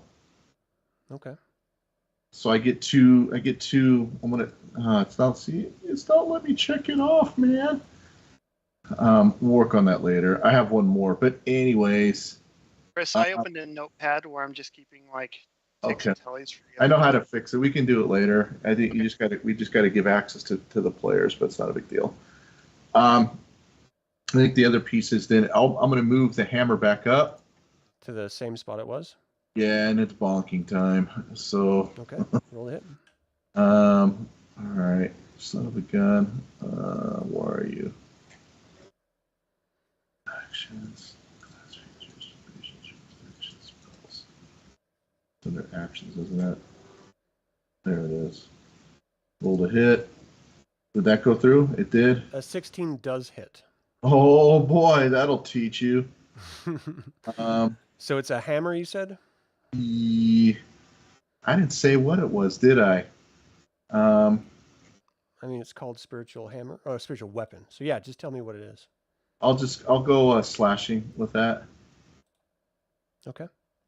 And then it should be 2d8, I believe. Roll it. Alrighty, let me get to that because it's not.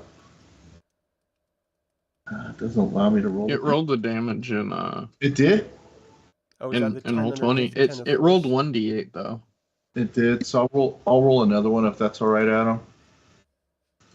Go ahead. All right. Okay. 14. Okay, yeah, you see it bash into like a branch, and you hear snapping of the branch as it sort of tumbles out of the bough of the tree. Anything else for Dunbar? Yes, I'm gonna move again. Back to here. Okay. What's Dunbar's max move? Just keep in mind as you're looking at that 25 feet. So I moved up. Yes, I yeah, went. so you were here, so it's 5'10" to get here. 15. 25. 25 to get here. So would that put me here? Would that put me here? You move up one. All right. All right, Astrid, you're up. I'm gonna go ahead and start with a firebolt on the one right in front of me. They left you to fight alone. Okay. Yeah, they're like, she's got it. She's doing well. Oh, that's a 9. A 9 to hit? Misses. Yeah. So you sort of like move back aside after being hit really hard and just sort of spirals off into the sky. Are you gonna do anything else? I'm probably gonna Misty Step somewhere. How tall are the trees? What's their reach? Is it like is it more than 20 feet? As far as up in the air, they're like 25 feet high. I mean, they're huge. Okay, yeah. Let me Misty Step next to Sven, so that at least the one that I've made mad. What is that? It's a bonus action. Okay. And is it? Describe it. I mean, does it provoke? No, it's just teleport. Just you just disappear in a cloud of mist and reappear in the other spot. Okay. Is it just something as long as you see where you're going, you can go there? Yeah, I have to see it in within 30 feet. I see it. I didn't realize it was 30 feet. I'm actually gonna go next to Fynn because I can. Then I'm out of all their reach. Well, that's going down. I thought so it was you wouldn't 20. be able to see that. Okay. So anything on the top of it that's not angled down, you could see. Let me see. I can't see behind that guy. Can I see that spot right here? Yeah, sure. Okay, let me move there because that's less and he's he doesn't just automatically see me there because it's behind him. Is that your turn? Yeah, that'll be it. Arjan, you're up. Oh boy, here we come, swinging the battle axe. Get ready. Just roll high. First attack.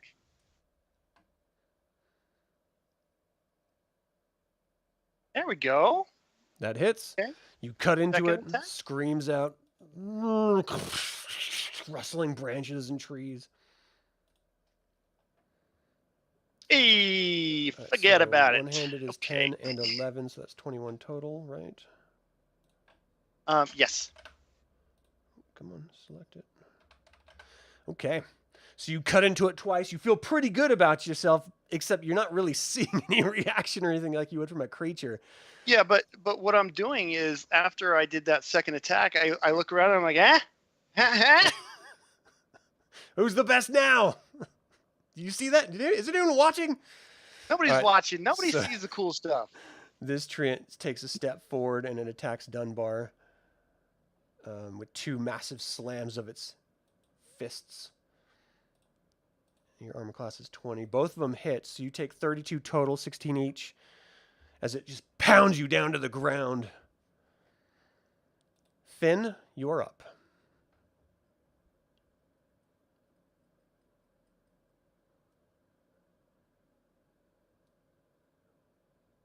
You're muted if you're trying to talk, Fynn.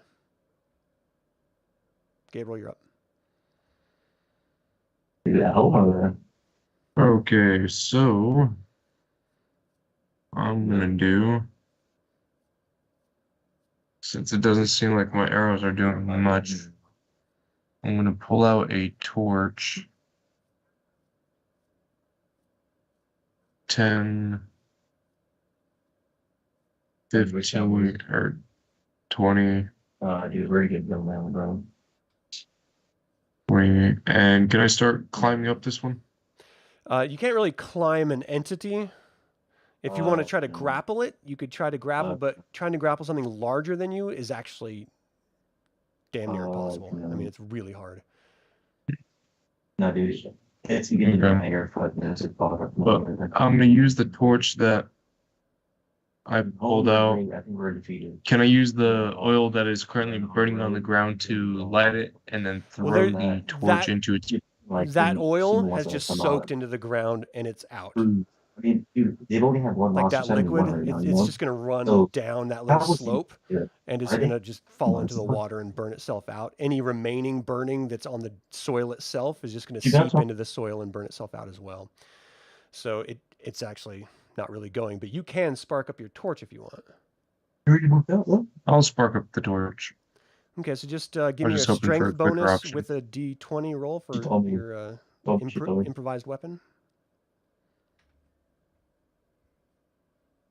I was just going to throw the torch high into the branches above so that they can get, so or the leaves could get set on fire. Right. It's going to be tough with a torch, but you can go ahead and throw it. Better than nothing. 14. 14 to hit. It actually just flies up in the air, and you actually see it go out as before it even falls back through the canopy and hits the ground. 14 doesn't hit. Okay, so the rolls are all over the place. The one in front of you, Arjan, is going to attack you again. Just come down with this massive tree branch of limbs, trying to bash you. The first, didn't do the second one. And your is a 20. So yeah, you like bring up your shield and you take the brunt of the first one and you parry away the second attack as you're sort of getting the hang of defending this massive monstrosity in front of you. Sven, the one that's right in front of you, is going to try to bash you twice with its branches. Oh, both of them hit. You take 32 total as it's sort of pounding you deeper and deeper into the ground, making you shorter and shorter each hit. Sven, you're up.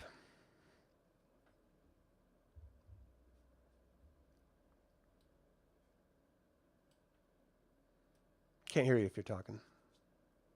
I was saying I'm getting beat up, so all right, same thing.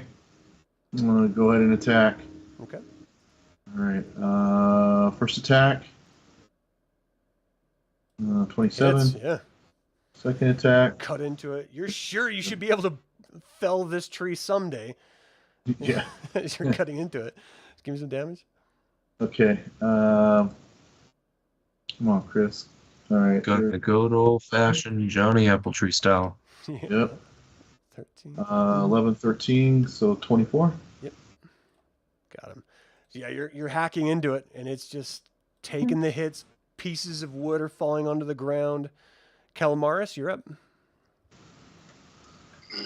Don't mind if I do. So which one are you attacking? You got two next to you? So I am going to focus on the one Arjan has been hitting, so that I can successfully disappoint Arjan while he's right next to me. Okay. We're going to attack. Roll. 16 hits. Beat. Hey, look at you. Second roll. Bless your heart. You did it. Nat 20. Yay. Nice. Oh, no, not nat 20. Oh, Yeah. darn it.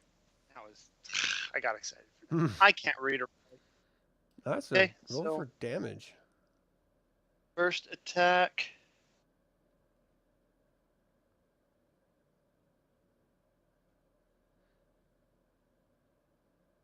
Nine times. And the second, 11. Nice. Ah, So you're cutting guys. into it, and you're feeling pretty good about it. It's just it sort looks like we're whittling them down. Dunbar.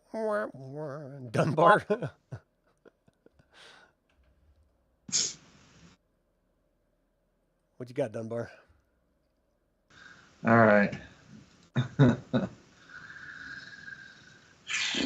Gonna have to heal here.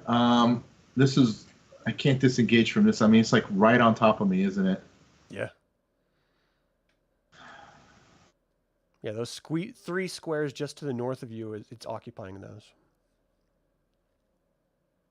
Well, can't he move two to the right without? Yeah, he could. Can move to the right, and so Yeah, because it takes up 9 squares, so you can move 2 squares to the right. Yeah. Without engaging opportunity, because you're still in front of it. Well, if you move down there, it would be able to That's attack. Unless you disengage. yeah, I'm gonna disengage. I gotta get out of there. Okay, if you move to these slopes, you're gonna fall down. I use the stairs. Yeah, you can disengage straight backward down the stairs. Yeah. So disengagement is, I think it's half your movement. This is all difficult terrain, so you can only move a quarter of your movement. So it'd be 5, 10, 15, 20. This would be 25, 30, 35, 40. So you could only move one step. So you're not actually able to disengage with that. So yeah, you go ahead and move one more back, and that's as far as you can get. All right. That's my action there. Yeah. Your bonus with the spiritual weapon? Yes. I'll go ahead and attack the tree. Attack the darkness. Yes, attack the tree. Here's my attack. Did it go up or no? Yeah, hits. Yeah, Okay. 25 hits, and it's 8 force damage. Yeah, let me see if I can get some damage here. Oh, I already did the damage. Did it go 10 again? All I know, it says 8. Oh, So I 8. don't know if that's 1 dice or 2 dice. That's. Well, let me see here. Well, It's if only. I hover over it, it's 1d8 plus 4. Yeah. Let me see if I can get. I'll get the second one out here for the D8. Oh boy. All right. Boy. You see some twigs sort of fly up in the air and drop down. The tree seems to like be staggering a little bit, almost like it's a little more clumsy when it's moving around trying to keep its balance. Oh. Astrid, you're up. Let's see. I'm just gonna firebolt this one across there. Well, you would actually be hitting this one right in front of you since it's occupying. I can't shoot around him. Not from where you are now. Because the square right in front of you is part of the animated tree in front of you. Okay. So you wouldn't be able to go through his zone in order to hit something else. Okay. I'll just then it's lightning bolt, so I can hit them both. You have that memorized twice? What? Yeah. I can use it as many times as I have slots for it. Oh man, 5th edition is crazy. Okay, so DC 15. So the treant right in front of you fails. The one that you're targeting fails. So 27 lightning damage. 7. That's great. Okay, so the one right in front of you, the lightning flashes. Everyone's blinded momentarily, and you just hear this crack of wood, and then sort of branches start moving, and it just slowly falls down, breaking through the canopy of the other trees, and just hits the ground. Trees and branches and leaves are flying all over as it falls down, crashing. This one was 27. And you just see it sort of burn and light up momentarily, and then just sort of singes away as it disappears. So you felled a tree, Astrid. Good job. Anything else you want to do on your turn? Did the other one fail its throw too? Yeah, it took it. Okay. I want to do. I probably don't want to expend hit dice. Yeah, that'll be it. Okay. That'll be it. Arjan is up. One fighter. See what you got. Well, I'll tell you what, I was really taking some chunks out of it earlier. Right here.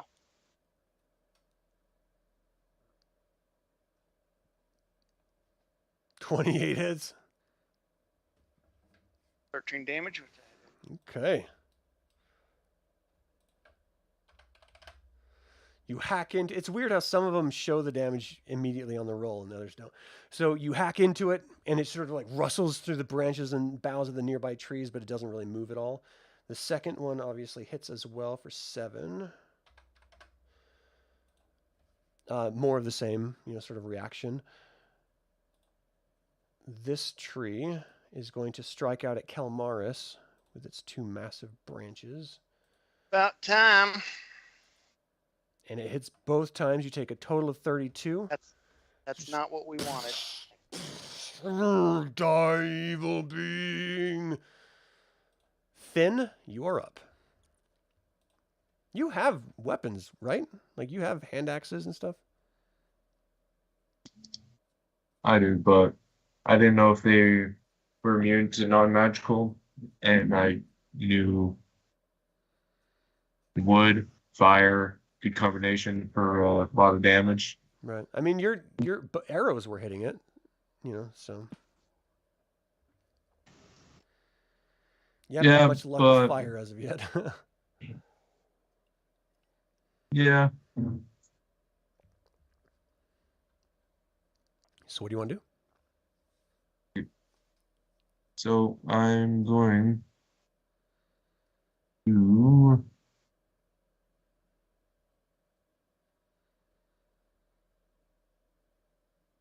screw it. One last try. Okay. What are you doing? Lighting a torch and how many tossing it into its branches.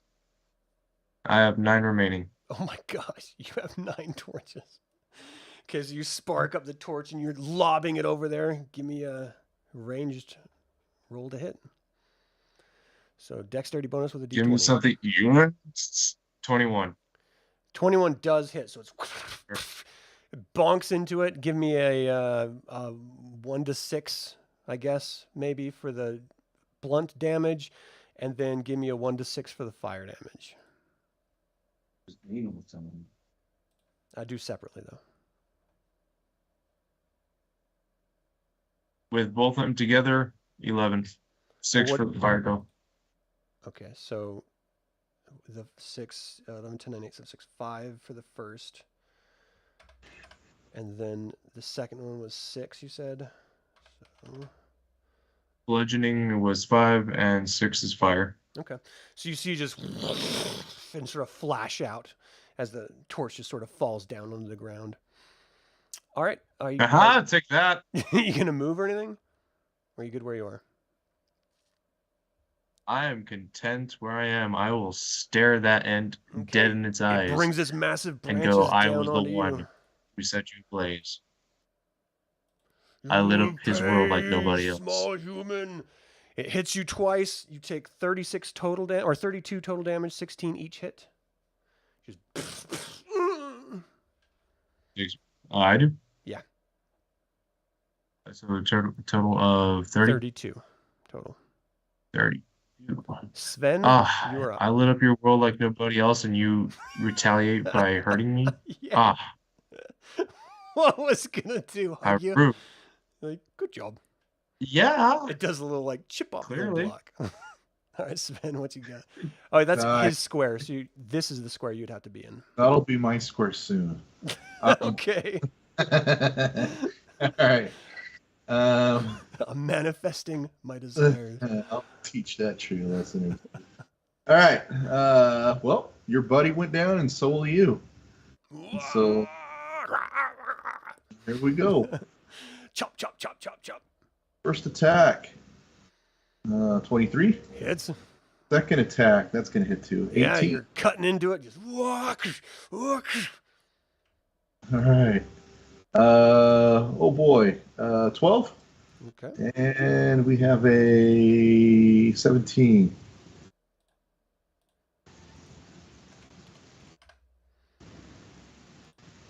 Okay. Yeah, it looks like it's sort of like waving as if there's like massive wind, but there's no actual wind. So it's sort of like unsteady on its, I don't know, roots. Okay. Anything else on your turn? No, that'll do. All right, Kelmar, you're up.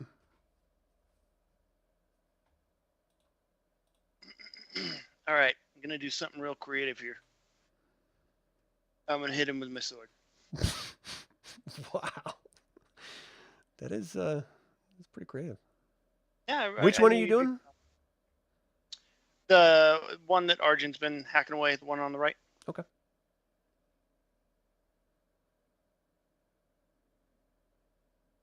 Hits. Nice.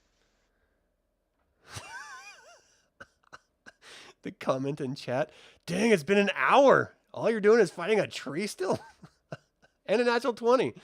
Nice. 20. You hack into the tree twice. Give me some damage.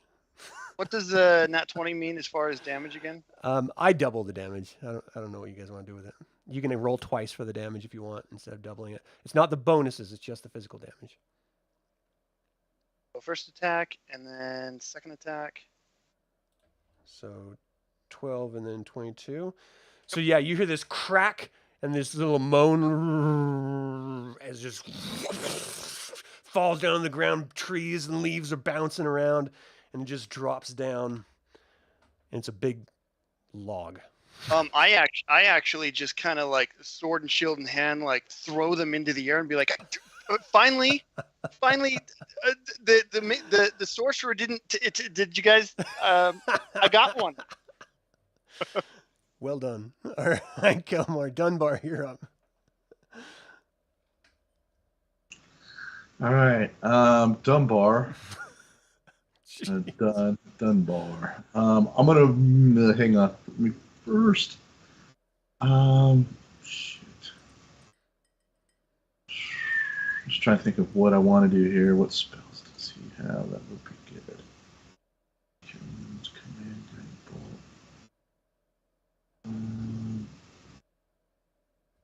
I'm just looking to see what I have here. 1 second. All right. Go ahead and make a save. I'm going to do a Sacred Flame. Okay. And what's the DC of the save? 15, it looks like, for a dex. Dex save. It succeeds. Okay, so then that took care of that. So you call out to Reorx, fell this tree, Reorx, I believe in you! This column of flame flies down and misses. Oh, man. Can you move... Oh, wait. Nope. I can't move it still. Can you move my hammer up? Yeah. And I'm going to attack.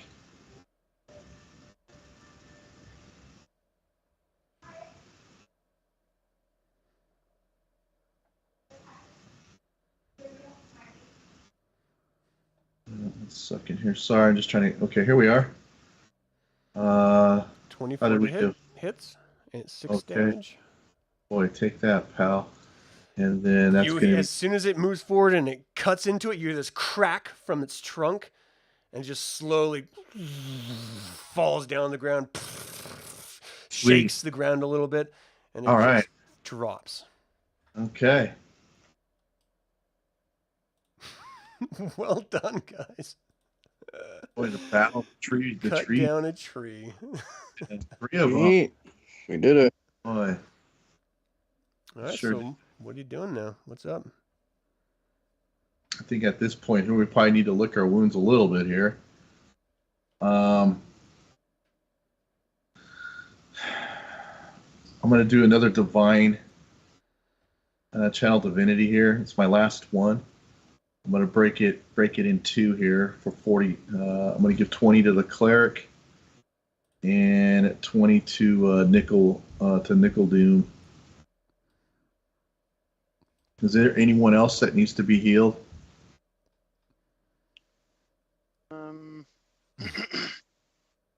Yeah, I'm down a couple, but I can figure it out. You sure? Fynn raised his hand. Oh, he did? How's he doing here? Use your words, Fynn.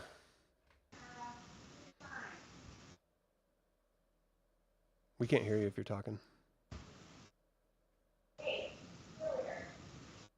Nothing. He's good then? I don't know. I think he's muted. He's down to 18. Down to 18. Oh, that's Testing. 1. We can barely hear you. Is that what I heard? Okay. I'm going to cast Cure Wounds, but let's go ahead and do a Cure Wounds at... Do you have to be next to them? That's touch, so yes. So move next to who you're going to do it. I'm going to touch. Touch me. I want to feel dirty. Yep. And then let me get to that part where I can cast it. So maybe it'll just be, how many 4th levels do I... I should tell me my slots. Oh, 2. All right. So I'm going to cast one 4th level. Testing. 1, 2, 1. Yeah, we got you. There you go. It's better. I'm spending the rest of my lay on hands pool on myself. Okay. All right. So yeah, 4th level Cure Wounds. So that's 4d8 plus 10. I think maybe a little bit. How many hit points do you have? 50 total. All right. So that's still want to get over it. So that's your down. How many do you have left? He said. 18. Yeah. Okay. I'm gonna throw that one on him. So it's can't roll to hit. That's what it wants me to do. But No, roll the... it's gonna roll 48 and then add 10 to it. Okay. Yeah. Okay. All right. No, I don't want to go away. 48. 28. Nice. Thank you. So where does that put you at, dude? That puts me at 46. Okay. Can we expend? We would have to expend hit die during a short rest. Yeah, wouldn't you'd we? have to rest for an hour. And at the end of the hour, you'd be able to burn those. Okay. I still have plenty of healing spells. I don't have any divine. I think we're okay. I have some healing spells to augment if needed. I didn't use any of my spell slots. All right. Just save them for now, dude. What I'm doing. I think at this point here, let's go ahead and just let's inspect the trees. Nice. Okay. So as you're looking through the trees, you see 6 dragon army corpses amongst the total of all of them. They're lodged at what would have been like 20 feet up into the branches of the nearby trees. Each body has with it a long sword, and a suit of scale armor. And you find about 10 gold on each of them. So about 60 gold total. So rich. Okay. I'm going to retrieve my arrows. Okay, you did how many of them? I shot 4. So you can get 3 of them. One of them is going to be breaking. Sad day. Very sad day. The price of battle. You lose an arrow. All right. So you guys are on the top of the little hill looking down on a ruined and sunken temple. Can I tell how deep this water is from Arjan? It looks the same as the other one, actually. Do we need to go one spot at a time again, or? Yeah. Throughout this entire map, I'm going to need to do that. I'll stay in the front since I'm going to be scouting. Right. Oh, good call. Okay. What's your passive perception, Fynn? Stop while you're moving. Passive is 16. Okay, so you're all surprised, because I think he has the highest out of everyone, by this water form that sort of rises up and starts rushing toward you. We're going to get into some initiative at the end of this turn because you guys are surprised. Let's see. Inside this ring of trees, the ground lowers, creating a flooded bowl. Here, a rough triangular-shaped temple rises from the water, its north side largely crumbled and its belfry leaning. The temple's doors, half covered with water, have begun succumbing to rot, but their platinum inlays of dragons still shine. And let me open up these real quick. Move her off. All right, so No one this needs you. creature sort of like moves up. And let's see.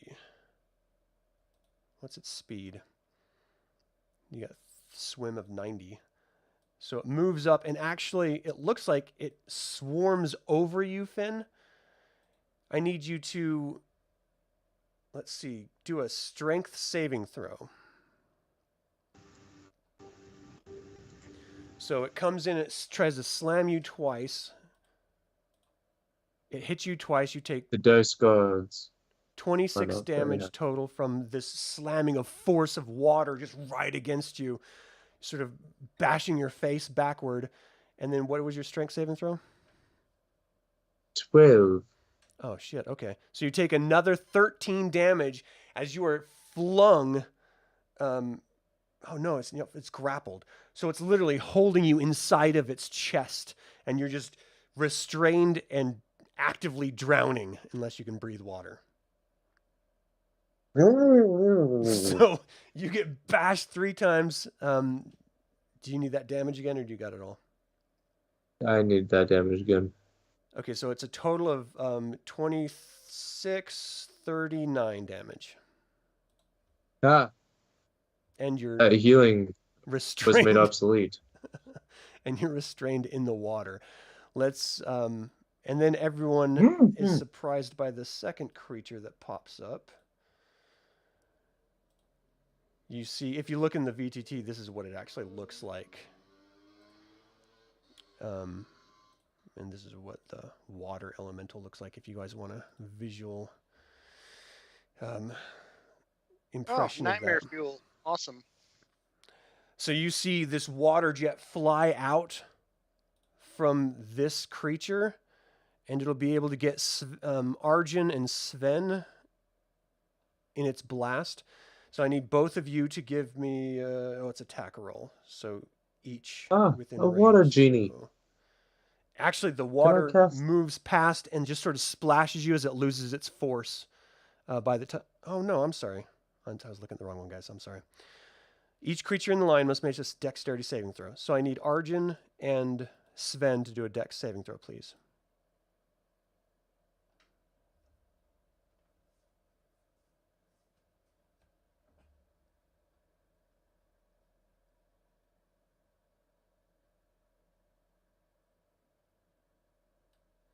So Arjan is 3. What does Sven get? Trying to talk to mute, but I do get advantage on this, so I get advantage on dex. Even when you're surprised? It doesn't say that. Okay, that's fine then. Okay, alrighty. I'm just gonna roll it here for my dex. That's a dex save, you said. All right, here we go. I think I got it. So with the 20, you make it. So you take Arjan. You take 21 damage. And you're pushed 20 feet back. So I'm moving your character. So 5, 10, 15, and you land on top of the bank. Just like back. You're prone right now. A success takes half the damage, and you're not pushed or knocked prone. So you take 10 damage, Sven. Okay. You just feel this blast like knock into you. You're shocked. Now let's get some initiatives going, everyone. Roll for initiative.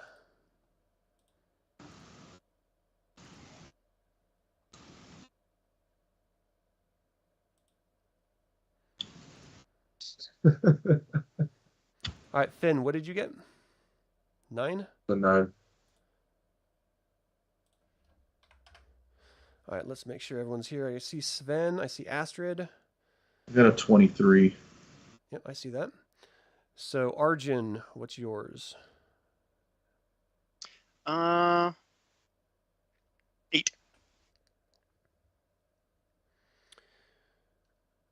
right, where's Arjan? You're back prone, laying on the ground going, what just happened? Damn, Dunbar rolled a nat 20. Sweet. Nice.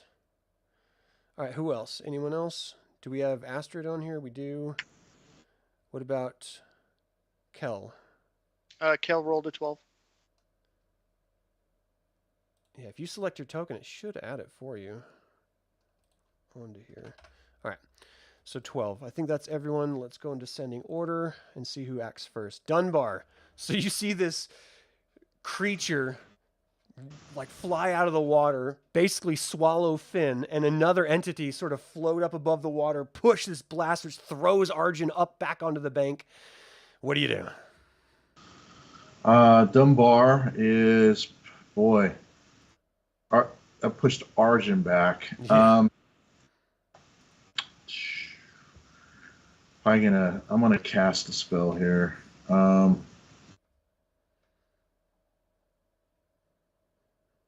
I think of which one I want to do here.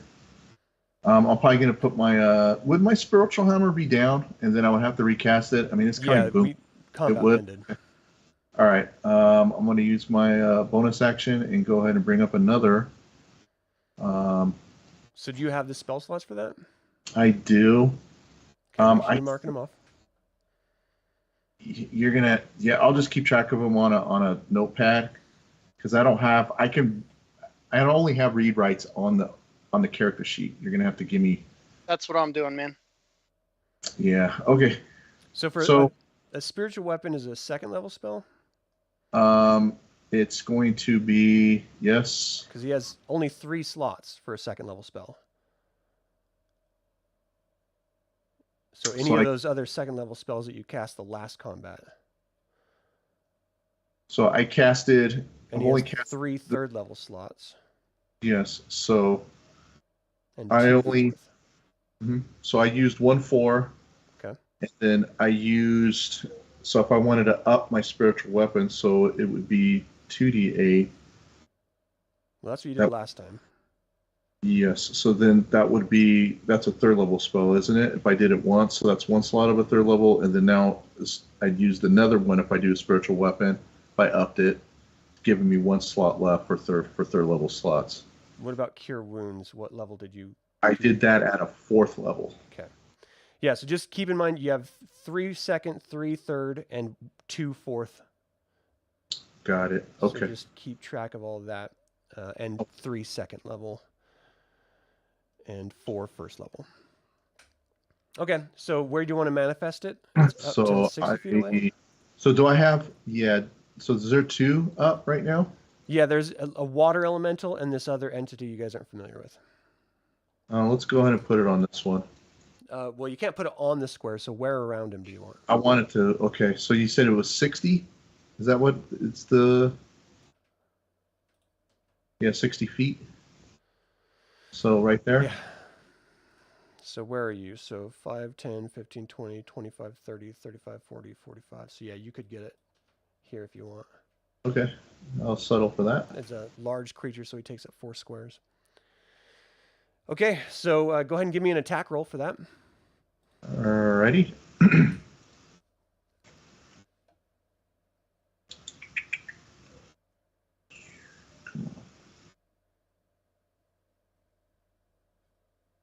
that show up? 19 hits, and it's, what is that, 3rd level higher cast at 10 damage.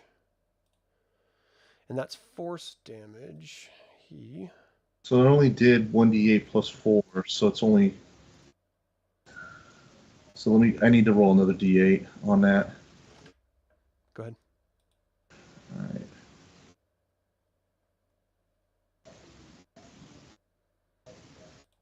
So rolls are just amazing.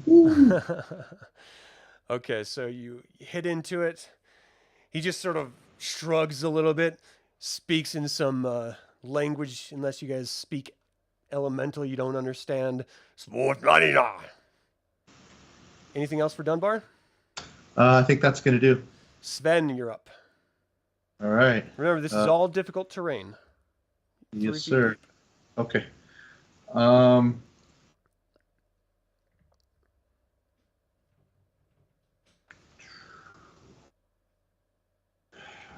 Think this through. 35, and it's 5. So that's 10, 20, 30. I am going to rage, and I'm going to ready my attack. Okay, so if he comes within range, you'll attack him. Yes. Sounds good. All right. The water elemental that is currently swallowing Fynn, which is so silly. Each target grappled by it takes 13 bludgeoning damage. So you can actually hold your breath for a very long time. So you're not really in danger unless you can't get away from this thing. So it's actually dragging you with it as it moves and attacks Sven. So you had a ready attack, so go ahead and give me an attack roll. And hope you don't hit Fynn. Sorry. All right, first attack. 21. Hits. Second attack. That's going to hit too. See 25. myself downed in the foreseeable future. And this is a magical weapon? Yes. Okay. So roll for hit for both, for damage. All right, damage. So 11 plus this roll. 11, 12, 20, 22, 23. Yeah, I got it. Okay, so you're like splashing through the water. You know, this sort of like floating and like moving in this sort of amorphous shape all around, and it doesn't seem to be doing anything. You're literally attacking water. And then it strikes out at you. You know what? As it moves forward, it just is going to swallow you. I'm just going to slide Fynn next to you so we can see you both. As it moves, it attacks toward you twice. Natural 20 for the second one.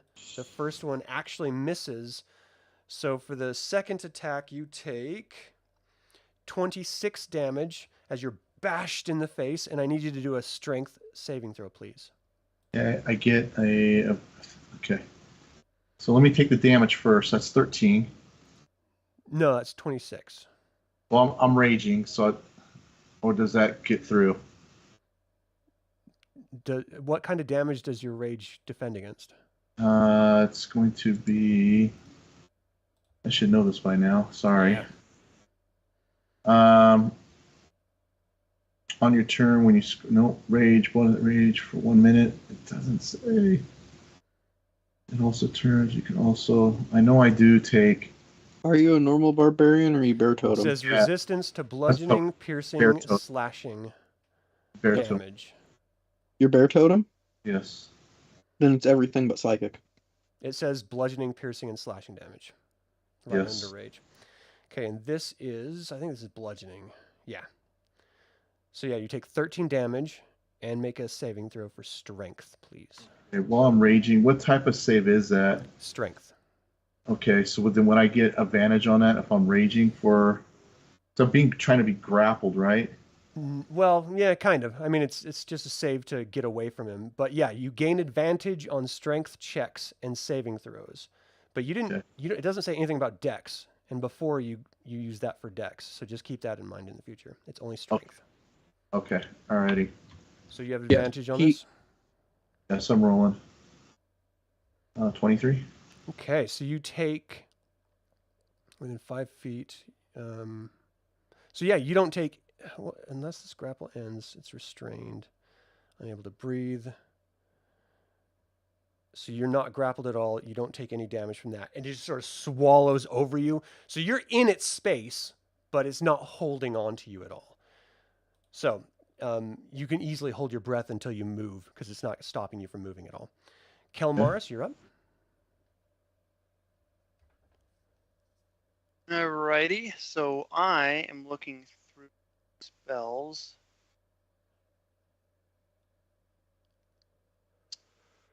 Oh, we should have took a break. Oh, do we need to take a break?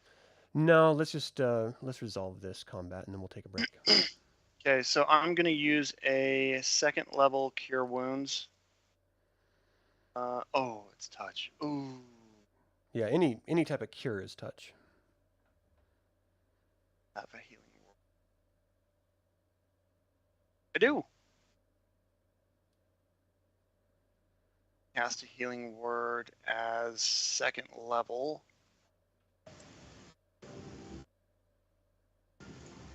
On our Fynn over there. And what's the range on that? 60 feet. Kelmaris. Okay, you're good. So, gonna roll.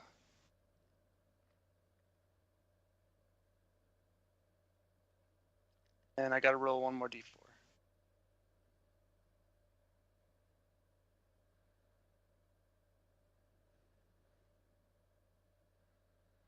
so 7 plus 4, 11. All right, Fynn, you get 11 hit points back. Is there anything else you're going to do on your turn, Kel? Nope, that kind of took the wind out of my sails. I'm just gonna So stay here. Fynn, not Sven. I always get the two mixed up. Yeah, the one who is battered and bashed. And That was definitely oh wait, Fynn. that's both of you. One's getting waterboard right now, so that's getting. That's messed up. All right, Fynn, you are up. You are currently being grappled and restrained, which means you can attack, but you have disadvantage. If you want to try to break... Let's get ungrappled first, because I don't want to be drowned. Okay. So the start of And each that's just element a turns strength check? Well, this is saying at the start of each of the elementals' turns, each target grappled takes 13 bludgeoning damage. So you should have taken 13 more damage. Let's see. If that's the case, I would be downed right now.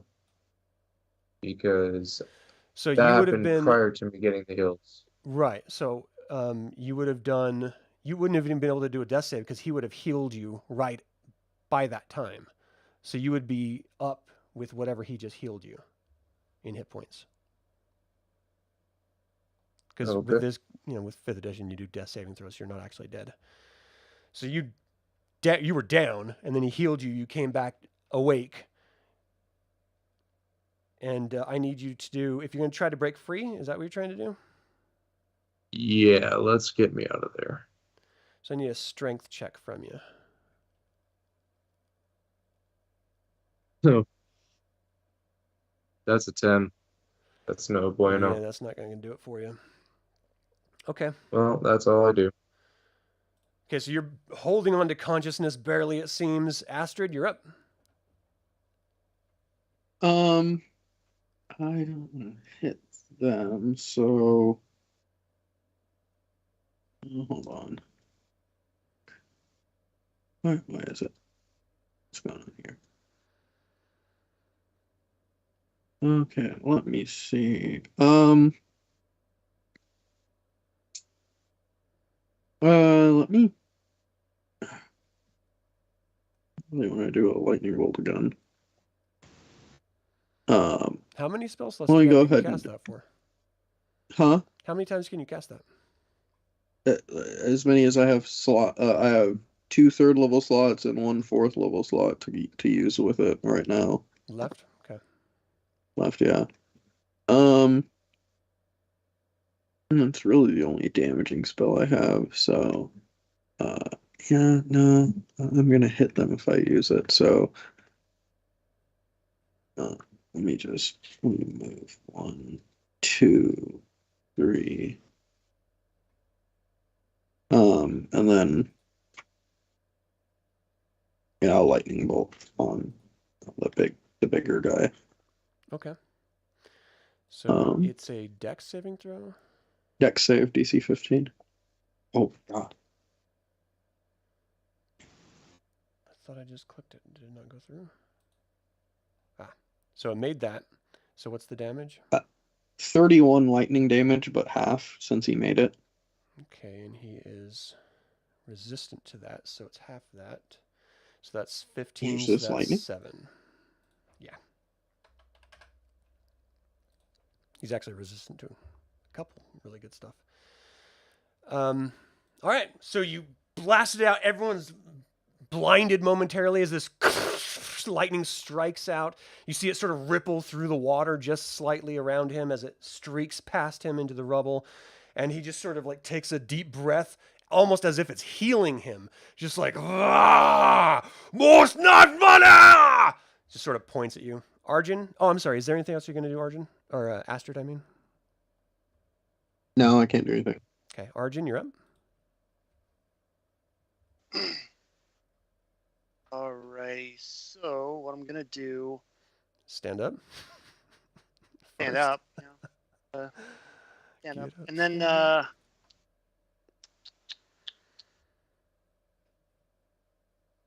just thinking here... I mean, I know we're in the middle of the heated battle, but you know, I'm going to shout to Dunbar, like, I vaguely remember, you know, some clerics in the past being able to create or destroy water. Is that something, you know, like, as I'm readying my I think he has a crossbow. Yeah, as I'm readying my crossbow to fire off at the genie. You're right, but I think out of character, I don't have that. And so we haven't. I didn't think we. Yeah, this one doesn't. We'll get it next time, but I don't have it this time. I'm gonna actually move. Over so your here. movement was to stand up from being prone. Oh, whoa! Yeah, you're right. Sorry, I'm actually going to orient myself there. That. And lob off a. Well, is my action to ready my crossbow? No, you can do that if you want. That's fine. Okay, cool. So you're going to shoot off at who? Oh, I'm the genie. Okay. Or just to be what clear, I know it looks like a genie. It's not an actual genie for everyone watching. 22 hits. Okay, and 10 piercing. 10 piercing. Okay. Oh my gosh, I was just selected. Oh god. There. He smacks into it. It's just like it was pointing over at Astrid as the bolt just smacks into it, sort of knocks it back just briefly as it turns its gaze towards you, and just rage emanates off of its face. Anything else in your turn? To try to fix that metagaming comment, I'm just gonna say, hey, you know, I've seen clerics play with water before in the past. Is that something you have? And I'm gonna leave it at that. Okay. Can we play with the water? Did anyone bring a rubber ducky? Anyone? Killing me, Haas. Okay, so this creature looks over at you, Astrid. You're 5, 10, 15, 20, 25 feet. Yeah, so it shoots off a water jet again, and you see this water like rising up toward you. I need a dex saving throw from you, please. From who? From Astrid. 24. Whoa, nice! Natural 20. So you take 10 damage, and you're like resisting the force of this blast as it hits you and tries to throw you back like it did Arjan. But you're able to sort of just hunker down and just take it. So just 10 damage out of the possible 21. And that is its turn. Dunbar is up. All right, Dunbar. God,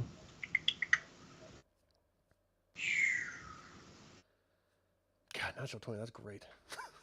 Yeah, it was a good shot, man. What does Mortal Radiance do? It's radiant damage. All right, I'm just looking at some spells. I should probably just keep those going here. I'm gonna do Sacred Flame. What's the range on that? Who are you targeting? Where's my damn spells at? Guiding Bolt, action, all spells. Sacred Flame is 60 feet. Okay, who are you targeting? It's a save. It's a DC 15. I'm going to target the water. This here. The elemental? Yes. Okay, DC 15 for what kind of save? Dex? Yes. It makes that. All right, so no damage. That's the end of that one. Oh, okay. The hammer's going to take a swing at this guy. Okay, roll to hit. Alrighty.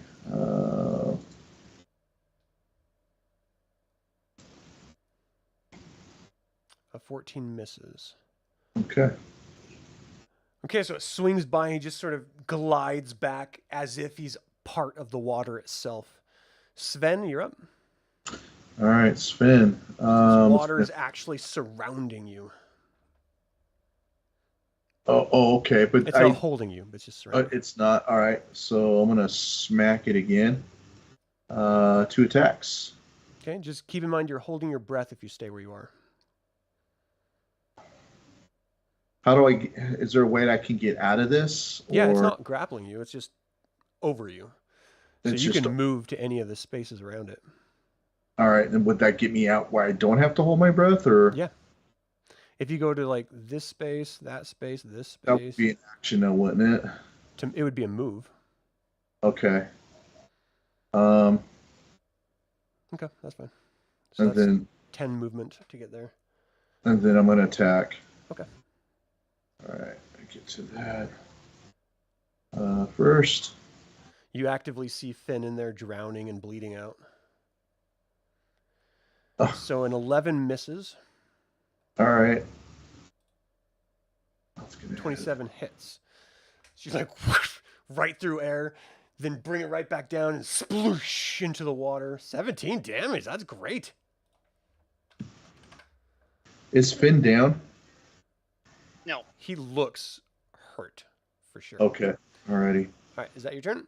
It is, yes. All right. So starting on the water elemental's turn, Fynn, you take another 13 damage from being inside of him. Get out of him.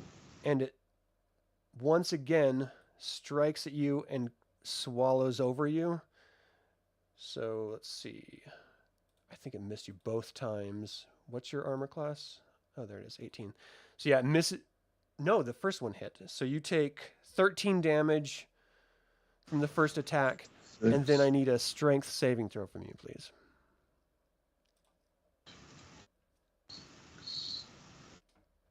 And I'm going to roll advantage on that, if you don't mind. Yeah. Wait, who are you saying all those damage rolls to?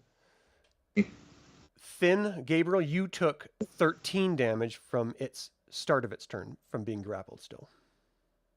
Okay, I'm down. Okay. So is that an athletics check then, or just a strength check? It's a strength check. It's a just saving throw. It's not allow me to roll advantage on my strength. Just roll it twice. All right. Well, no, it does. What the hell? Whatever.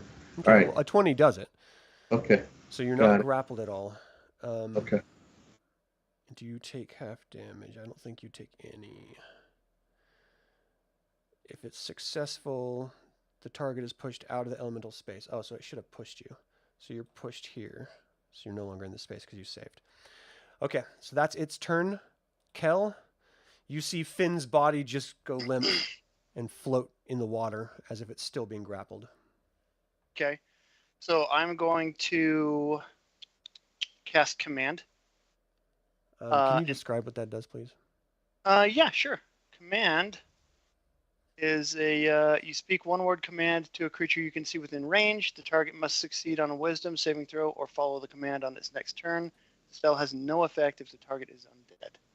Okay. What's the save? Save is wisdom 16. 16 on wisdom. And what's the command? Drop. And who are you talking to? The elemental, I want him to drop whatever he's holding. Right. So it fails the saving throw. There's no real way for you to know that. You just command it out. Drop! And anything else in your turn? Dang. No. Okay. Well, So- hold on. Is that a... Oh, yeah, that's an action. So no. Okay. Fynn, you need to give me a death saving throw. So roll above a 10.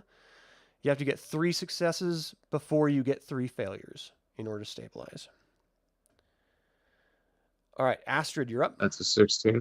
All right, cool. 1 success. Sweet. Okay, let's see.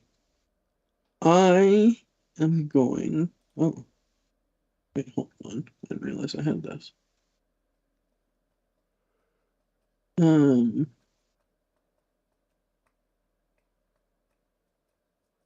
So I'm going to target the elemental. Okay. And cast Dissonant Whispers on it. It gets to make a wisdom saving throw, or it takes damage. What's the Psychic damage. DC? DC 15. Okay, it does not succeed. And psychic damage, how much? 12, and then if available, it uses its reaction to move as far away as its speed allows from me. Okay, so first it's 12, you said? Yep. And then as a reaction, it moves as far as it can away from you. Mm-hmm. Okay, so its movement is 90. So Fynn, you're going for a ride because it's not its turn to drop you yet. Oh, damn. So 5, 10, 15, 20, 25, 30, 35, 40, 45, 50, 55, 60, and we'll say it's 90 is here. We'll say he's right there. Makes it real hard to heal. You just see it. Oh, sorry.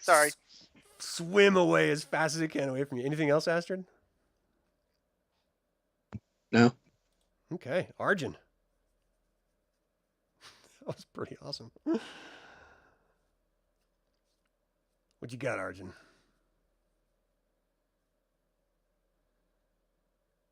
If you're talking, we can't hear you. No, I was thinking. So Arjan is going to... Let's see here. Arjan is going 5, 10, 15, 25. There. I think I have to stop there. And then I'm going to fire off with my heavy crossbow again. Okay.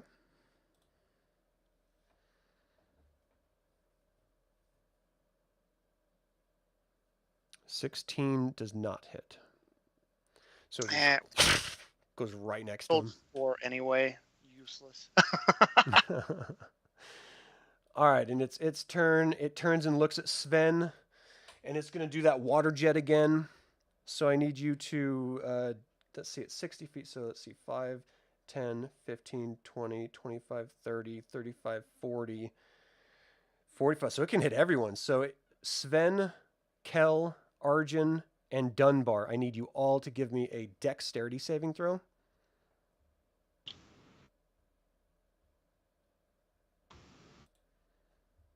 No, that's not right. It did a disadvantage on that roll. Neither one of those made it anyway. Did it? Kel? Got a 19. Kel succeeded. What about Arjan and Dunbar? Dunbar failed. Oh boy.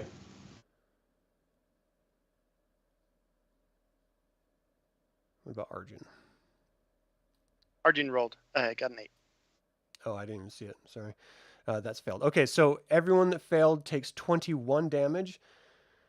If you succeeded, Kel, you take 10 damage, and you stay where you are, but everyone else moves. So that's 5, 10, 15, 20. You said 21 damage? Yeah, 5, 10, 15, 20. And Arjan, you actually fall and slide down that back little cliff. Yep, math checks out. So Is that everyone but me that got hit? A D6. Yeah, yeah. It wasn't wide enough to get you. So you take 4 damage from falling down. Actually, you're falling in water. So no, you don't take any damage. You just splash down in the water. So that's 5, 10, 15, 20. And Dunbar also slides down and falls into water. All three of you, Sven, Dunbar, and Arjan, are prone. Kel, you just took the 10 damage and you're staying up, but everyone else took 21 and you're prone. That's Listen its here, turn. Arjan still took pride damage. Let's make that clear. So Dunbar, you are in the water, prone, so you're like underwater right now. And then you see the trees fall over from the brush too and land on you guys holding you down. That would be funny. All right, so what are you doing, Dunbar? What's up? Dunbar needs to heal. So you're going to stand up? Yes. Okay. So that's your move action. All right. I have 1/3 left. I see, where's the floating body with the balloon attached to its ear? That's on the other side of the City of Lost Names. No, I'm saying about the new one because I was on mute. So anyways, I was saying I put that on Fynn. I put a balloon on his ear too. It says, well, get well soon. Arjan's hurt too. Arjan's hurt too. Well, son of a gun. All right. For a bonus, I have, I can do at least one here, which is Healing Word as a first level spell. That does, it's 1d4 plus your spell casting ability modifier. The spell has no effect on undead or constructs. At a higher level, when you cast a spell, the spell slot at second level, the healing increases 1d4 for each level above first. So I have a second. I'm going to go ahead and cast this as, because of being a bonus, I'll cast this as a second level. Okay. And that's going to be 2d4 for my bonus. I'm going to go ahead and give that to. I can't see Fynn anywhere, can I? No. The only person you see right now is Arjan. Arjan. Okay, so 2d4. Let me roll that now. And he's actively underwater right now. Okay, it's 60 feet. So would I be able to see him or no? Yeah, I mean, it's only 3 feet of water, so you can see his body there. All right, or at least his feet. That's better. All right. Yep. Oh, look at that. Godly. I mean, these rolls. So what's the total? It's so far it's 3 plus my my spell casting ability modifier. So is that my wisdom ability modifier, or how do I? Oh, it's +4. So yeah, it's listed on your sheet. Yep. So my modifier is +4. So okay, so you have 9. 7. Yes. I mean 7. Yeah, don't spend them all at once here, Austin. Okay, those are. All right. Anything else you can do on your turn? Yeah, and so now I'm going to actually use my. So how does my spiritual hammer work if I use my bonus? I mean, does that just does it act? Was it a reaction to cast Healing Word? It was a bonus. You only get 1 bonus. Okay, so the bonus is to cast spiritual hammer, but then once that's been done, does it act as its own? No, it's a bonus action each time to attack. Got it. Okay. All right. So that take care of that. Then I'm going to cast a. I used up all. I think I used up all my. Why don't you use your action for the heal and then the bonus? That's what I'm going to do. So I used the bonus for the healing ward. Now I'm going to use my action to heal. Got it. Okay. So I'll go ahead and cast another second. That's gonna deplete me here. For a cure wounds, it's 2d8 plus 8. I'm gonna go ahead and give that to Arjan too. You have to go to him to do it. So I need to touch him. Move, I'm a weird priest, so I'm gonna touch Arjan. Well, you can't because your move was to stand. All right. Then that's it. All right, Sven, you're prone and it's your turn. So you know what? Hang on. Let me take that back. I can use Sacred Flame, so I can still cast Sacred Flame. That's a cantrip. Well, you can't see anything to attack. Really? So I can't see this guy either? The only person on this side of the bank, the only person you can see is Arjan. Okay. Okay. All right. Then yeah, I think that's it for me then. Sven, you're up. All right. Is that water thing out of the way, or is it still up? You don't see it at all. It's gone. I mean, you're prone. You don't see anything but dirt. Oh shit! All right, so I'm gonna get back up. Okay, so that's your move. And I'm gonna ready my attack. Okay. For if anything comes in a square away from you, you're gonna attack it? Yes. All right. So the water elemental finally gets to go. It lets go of Fynn as it was commanded to do, and it rushes back. So 5, 10. So it was 90. So 5, 10, 15, 20, 25, 30, 35, 40, 45, 50, 55, 60, 65. Well, wouldn't it only be able to return 70. back to where it was originally? Yeah. Yeah, that's exactly right. And I think it was right here. Let's see. So, well, each creature in a space. Yeah, no, that's it. So it's going to move toward you, Astrid, but it's not going to be able to attack you. So it just occupies a space that you're in, but it can't actually attack you. All right, so Kel, you're up. So I'm going to... Ugh. None of this is good. I'm going to double move and try to get in range of healing our fallen foe. But I'm going to run on the bank here.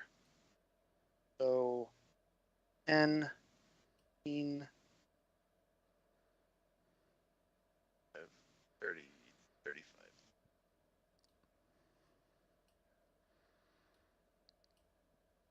Is that it? 55. I'm trying to get to Fynn. Yeah, just imagine that curves all the way around. Yeah, will do. Okay. And that is actually, is this a... What? No, that's an action. I can't do that. Okay. Cool. Fynn, death saving throw, please. And Astrid, you are up.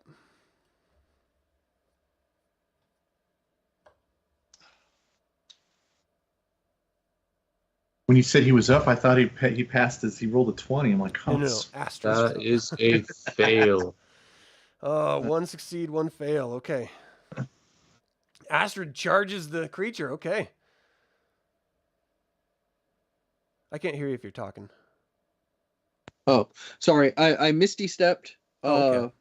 in front of him, and then I cast Chill Touch on him. It's a 24 to hit. 24 definitely hits. Okay. So let's see. Damage. What does that do? It does, I guess, a total of 8 necrotic damage. Necrotic. That was a bad roll. I rolled a 1 on one of those. Okay. So 8 necrotic. So it screams out, "More for that knife!" As you reach out and touch him and hurt him. You hurt me. You touched me. All right, Arjan, you're up. Well, you're down, but you're up. Cool. What I'm going to do is stand up, take a few breaths, really, really examine my life choices that you brought. And But temples are supposed to be holy places. Can I use my action to move, or Yeah, am I done? if you want to do that. I can't do anything else. So. Yeah. And this is... It's all difficult. Even though I have proficiency in athletics? Oh, yeah, swimming. So, yeah, you can just go ahead and move.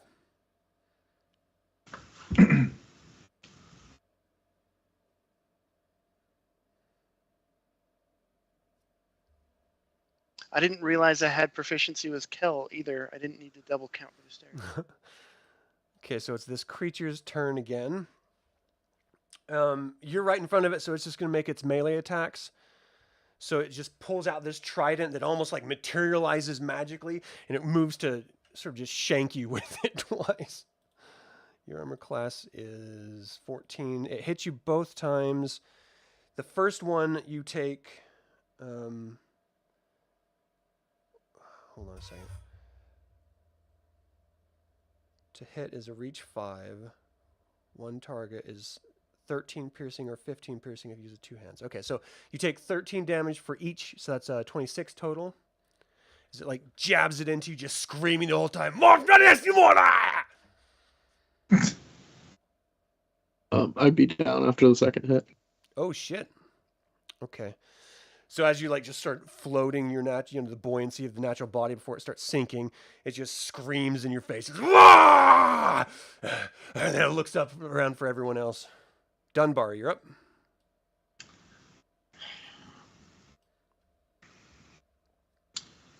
All right. Dunbar is going to move the hammer. Oh, it's going to attack with the hammer. Where's Dunbar? Still be able to see it. I probably would have to move. I need to stand. I'm already up, so let me move. I'm a little ahead of myself here. Yeah, you're way far away. All right. I got too many mad things up here on my screen. It's covering me. All right. So if I'm here, and my movement's what? 25. Yeah, and this is all difficult if you don't have athletics checked. So even on the terrain, it's difficult? Once you get to the top of this, it's no longer difficult. Okay, so... Well, hold on. You got to go around unless you're going to try to climb it. If you're going to try to climb it... Oh, that's... Okay, I keep thinking it's... Okay. So, I think that's just going to put me here then, wouldn't it? So this is 10. This is 20 right behind Arjan. So you wouldn't be able to move the next because that would be 30. Okay. And I can't see over that or see... No. All right. And I have to you would have to be behind Arjan right now because you don't have the move to go to the square you're in. Okay. I can't see over it because you're a wee little gay. Yep. All right. I think that's it for me. That's all I can do at this point. Do you want to use your action to move? Because if you can get to the top of this, you can use your bonus for your spiritual weapon. Yeah, let's see him. That helps me. Thanks. So yes. 10 to get to Arjan, 5 which you had left over from before, and then you can do 10, 20 right to here. I want to stay away from that water thing. All right, so roll to hit with your spiritual weapon. All right, here we go. Now what you see is Astrid floating for the first time. And no sign of Fynn. Oh, man. Did it even go through? It didn't go through. Hang on. If you see the roll on your side, just tell me what it is. 10 is not going to hit. So it moves forward, and he just slides out of the way, muttering something under his breath. All right, so 5, 10, 15, 20, 25. You see this water elemental float up and swallow over Sven. Does your rage last if you're prone or anything like that? Like, how long does it last? Your rage ends early if you're knocked unconscious or if the turn ends and you haven't attacked a hostile creature since your last turn. So yeah, it's over then because you didn't attack last round. Okay, so it strikes out at you twice. It misses both times. Are you still prone? Shit. Yeah, did you go? No. Oh, you're still prone. Oh, snap. So what is your... No. Sven stood up. Oh, he readied an action. Yes, yeah, I did. So roll to hit him. All right, thank you for that. And which then my rage is still going too. Then when it on or no? No, because you didn't attack that round. Okay, well I'm going to spend another rage then. This is a reaction. This is not your turn. Okay. So just give me your 2 attacks. All right, here they come.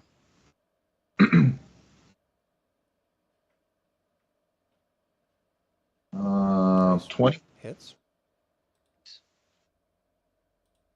And that hits. Give me some All right. damage. So this minus the 2 on these. Okay. Yeah. So it 9. shows the damage added up and everything. So, ooh, nice. Okay. All right. So the first one was 9. The second one was 15. 20. So you're cutting into this water. It doesn't really have any force, but it seems like you're hitting it. It moved up. It tried to hit you twice. It missed. I need you to give me a... well, hold on. Let me see if I recharge this thing. No, it doesn't. Okay, that's its turn. Kel, you're up. All right, so with how far I ran last time, am I within 60 of Fynn? I need to move some. Yes. Okay. So what I'm going to do is I'm going to expend a 2nd level... not cure wounds, healing word. Okay. I need to do this. You can do it. This. That is 11. So Fynn, you get 11 hit points back if you're still there. Gabriel, if you're there. Restroom. All right, so let's remember that 11 because I'm not sure what's... Just trying to bring him to 1. Okay, and then Fynn, Gabriel, if you're there, you're up. I think he bounced or something. He went to use the restroom. It came up in his message. Oh, okay, I didn't see that. Pardon me. So we'll get back to him. Astrid, please give me a death saving throw. Arjan, you're up. Okay, so Arjan going to scroll down on this ginormous map because Kel is on the top. He's going to go ahead and run up and take 2 swings on this elemental. Okay. Roll to hit. Battle axe.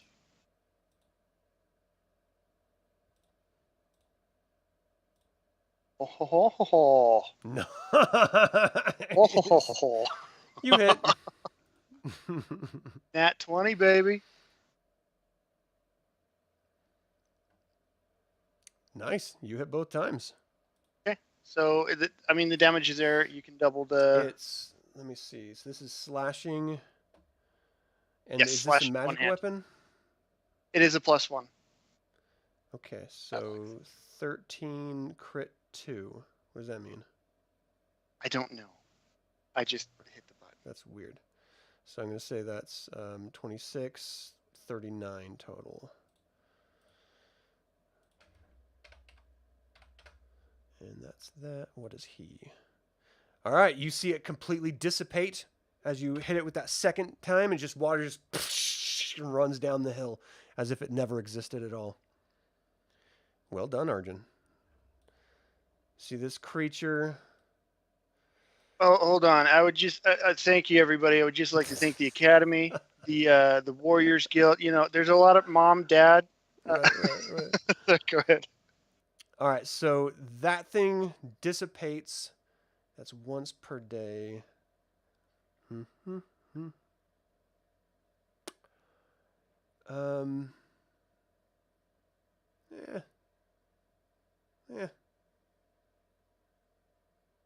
Yeah. So let's see, where's it going to move to? It has a total swim of 90. So it's going to move right to here. And right up at all 3 of you, do that water blast again, that water jet. So I need dexterity saving throws from all 3 of you. So this is going to be Sven, Arjan, and Dunbar.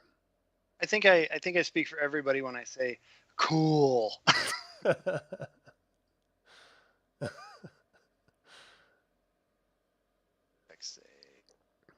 Before he did that, though, I was texted by Fynn.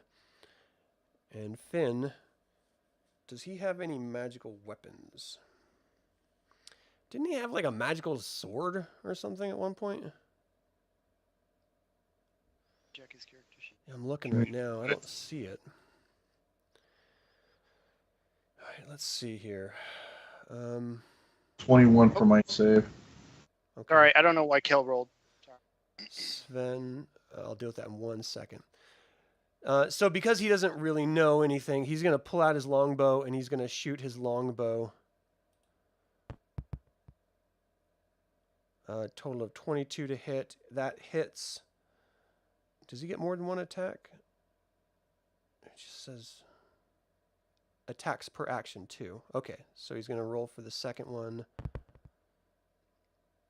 Which is a 24. Jump in. So damage. 1 and 2. So 8 and 7. But this thing is... No. No, okay. 8 and 7. So he screams as he's hit behind, which is probably why he moved out of the way. So plus 8, plus 7. What's his total right now? Okay. So he moves here. He does that. You had a 18 Sven, so you made the save. Arjan had a what? A 22? Wait, what did Arjan have? No, Arjan had something abysmal. I don't see an Arjan roll. Try again. Try to see again, or are you going to roll again? Well, I thought it rolled. If you see it, just tell me what it is. No, I'm looking. Oh, it's above Sven's. It's 6. 6, okay. And then what did Dunbar get? Deck save. I thought I rolled, and it's not there. Oh no, I didn't roll because I wanted to know if I had to or not. I'm rolling now. A 9, okay. So Sven is the only one that made the save. You take 10 damage. Arjan and Dunbar, you take 21 damage, and you're pushed back again. So 5, 10, 15, 20. 5, 10, 15, 20 as you splash back into the ground, into the water that you just climbed out of. Each of you had 21 damage there. All right, so... What? So Dunbar took damage too? 21 damage, and it threw him back. Okay. All right. So I hope you're keeping track of that. He's been taking some damage there. Yeah. About half. It's your turn, Dunbar. All right. I'm standing back up. That's your move. All right. I'll use my action to... Can I still use my action to get up or no? Or I already did. Your action to move, yes. Because you've used your move to stand up. Okay. I'll use my action to move. Okay. So 10, 20 is kind of the best you can do is move forward too. All right. Well, you could get... Well, it's still difficult though, so yeah. That one's the best you can get. Is that as far as I can get? Okay. Yep. I can't see that guy at all, can I? It's like no, he's below that horizon. Got it. Okay. All righty. All right. That's my turn. That's Sven, my move. You're up. All right, you son of a bitch. You're gonna die. All right, your antics. So you're going down the stairs? Because that's gonna be difficult terrain. If I'm... does Sven have athletics? Oh, yeah. Well, the stairs are difficult terrain. Oh, okay. So 5, 10, 15, 20. What's your total move? I believe it's 35. All right, well, make sure. And you can move there if you want. If it is 35, and go ahead and attack. All right. Turning another rage on. And then you're going to get your ass whooped. All right. It's like just first, motions with his trident. First attack. Come on, man. Hit. Oh, 22 hits. Second attack. 17 does hit. Okay, that's perfect. All right. With rage, great hit. 19. Nice. And 13. Okay. So you're cut into it, and it just sort of moves back, just screams, and it's close to your face as it can scream. A little spittle and liquid flies up in your face. Spittle. Kelmar, you're up. Okay, Kel is real quick. Kel's gonna just shout, kind of like a little bit of a rage-filled, like, if you're not gonna take care of yourselves, I can't take care. Like, I swear to God, like Reorix is gonna. I can't keep doing. And as he casts a second level healing word on Astrid. Okay.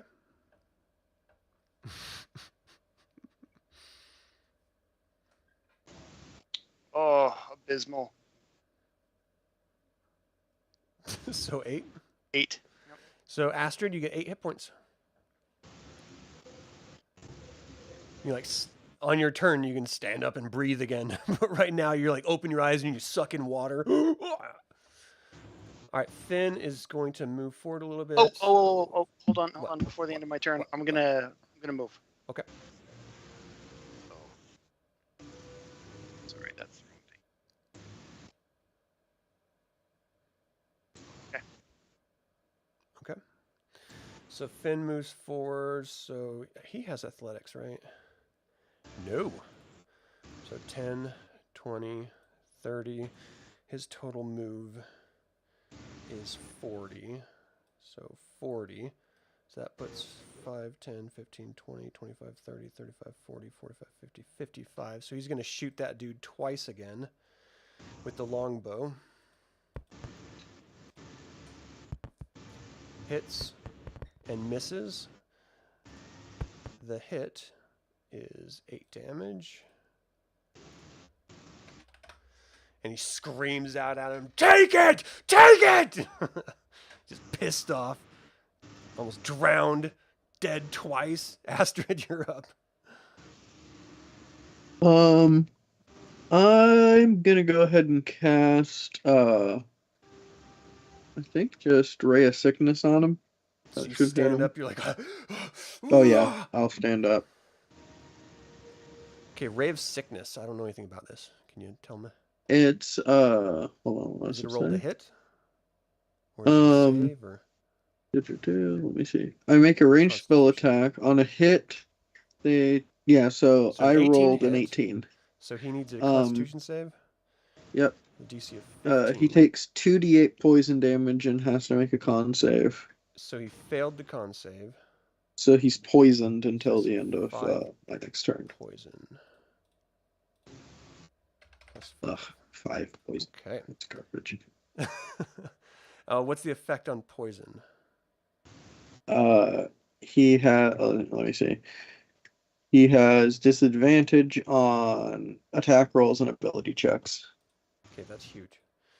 Okay. Is that the end of your turn? Move and attack? Yep, that's it. Arjan, you're up. You are prone right now on the stairs. Gonna use my move. From what I understand, is a pretty popular decision during this fight to stand up. Hey, yeah. Look at you. And I'm gonna get angry and run with my action. Right about. At what point can I see him on this landing? You could probably see him right here. Okay, so 5, 10, 15, 20. Can I see him here? Yeah. Great. Trying to stay out of where we all line up is just not exactly. Now, so okay. You learn. Done. Okay, it's turn again. So it's just going to strike out at Sven right in front of him. Natural 20. And the second one misses, I think. What's your armor class? Yeah, it misses. So for the natural 20, you take My eyes, I gotta focus here. 26 damage as he jabs you with his trident and just.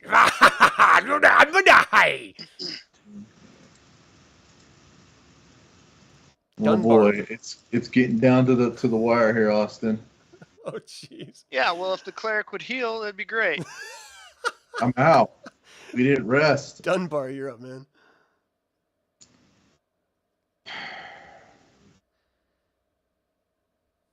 You're prone right now. No, I'll stand up, use my action. Okay. So if you use your action to move, your attack action, that would put you right here. All right, that's fine. Stubby little legs. Coming back to kick you in the butt. Is that what you want to do? Yeah, that's fine. So it puts me right here? Yep. That's 20. Okay. That's it for now. All right, Sven, you're up. All right. Same thing as from before. Oh, man. Attack. You're raging? Yeah. I think he raged last time. Okay. Yeah, I'm already raging. So thanks for that. Let me get to my character because somehow I lost him.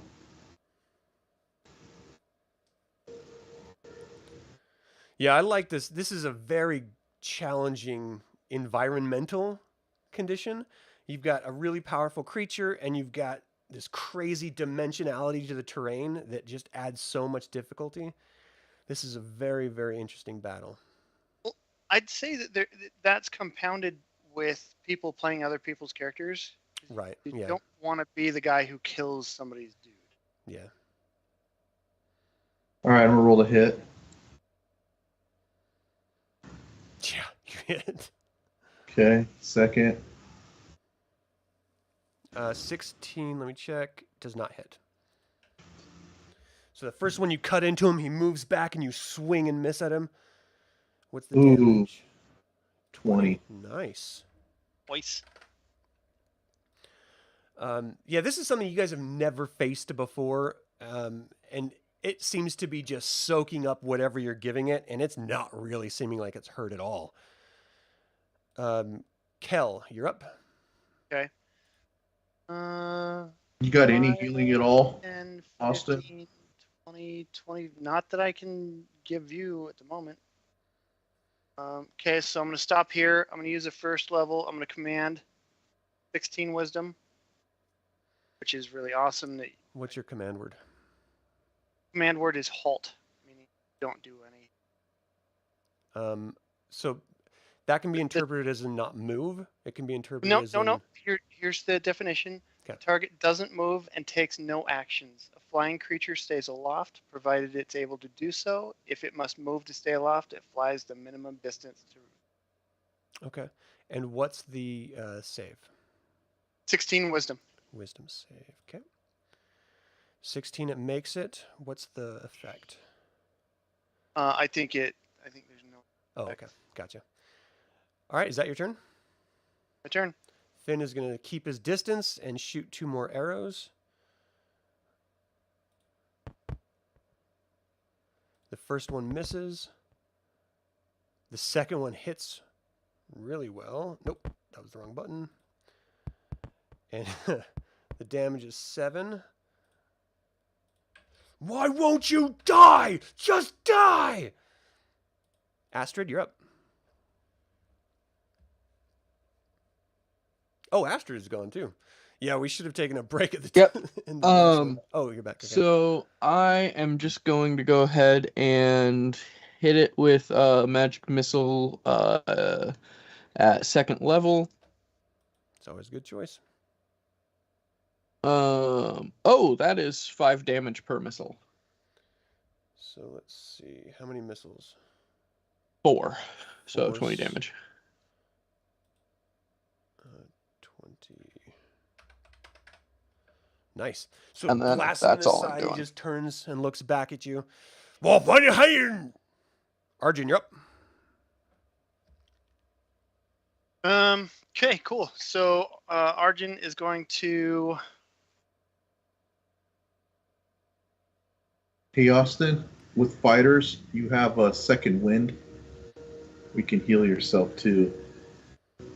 Oh, good to know. I did not know that. So you can absorb the damage. There's like 2 abilities that you have. It's like Second Wind, and then there's another one that you can do. And then part of, I think, Second Wind is you can give yourself another action if you spend it. Okay, so in my movement, what roll would I need to give to try to glide down this slope?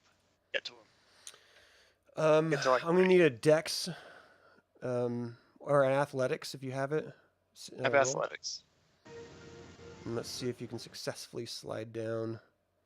Because you're gonna run. There's nowhere to land. You're gonna be like running into him. That's a good point. So if I move 1 over and then do it. Because he takes up these 4. Yeah, so if you want to try to slide down there, avoiding the tree and stuff, just give me a athletics roll. I think Dick's DC is going to be like 15 not to fall and splash. Right on my face. Awesome. So you like sort of lose control as you're sliding down this 15-foot embankment, and you just...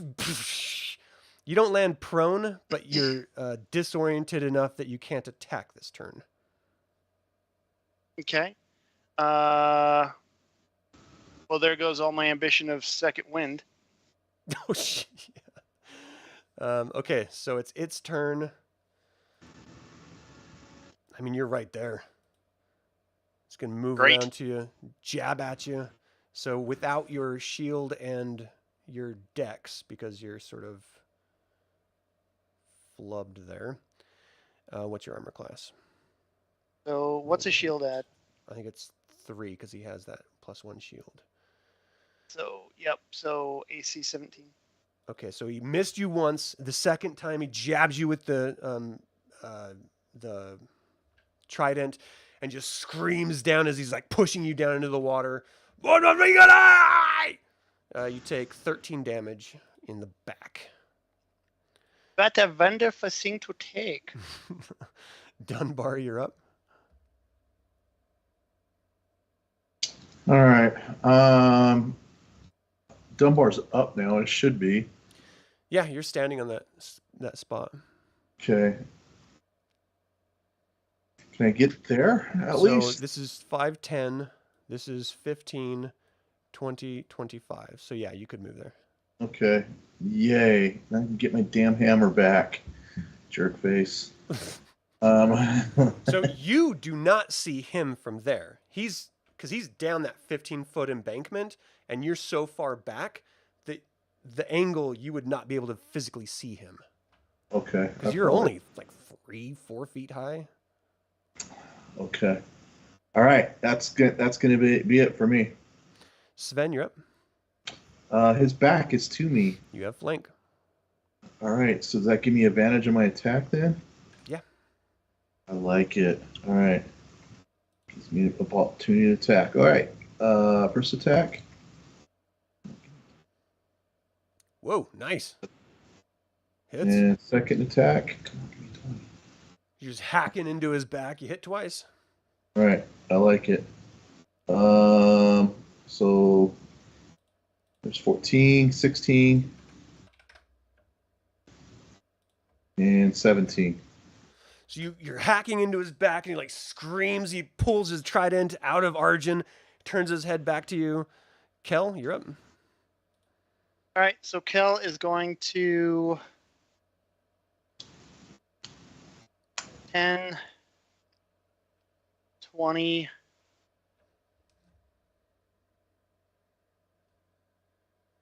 Remember when we had a cleric for healing, and then the paladin just ended up doing it all?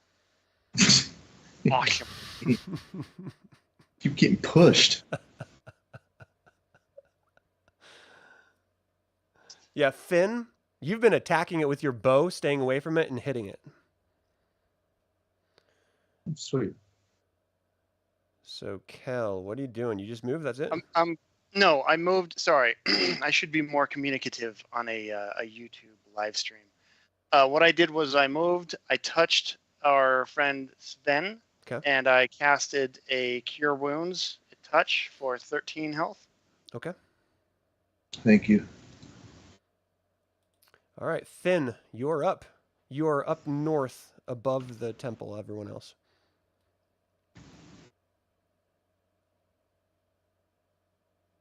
Okay. I'll figure out how much health you have later. You had you gained 11. I think I wrote it down in the chat, but it's way up there. So you have 11 hit points right now.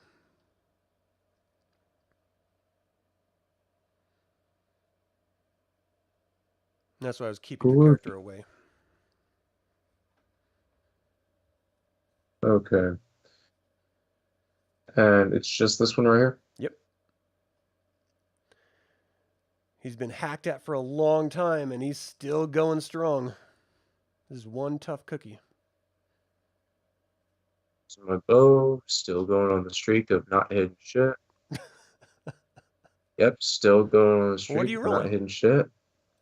13 and 14. Oh, yeah. Okay. It was better when I was rolling for you. Yeah, can I recommend having the DM roll? Are you going to move at all, or are you going to stay where you are? I will stay where I am. Okay, Astrid?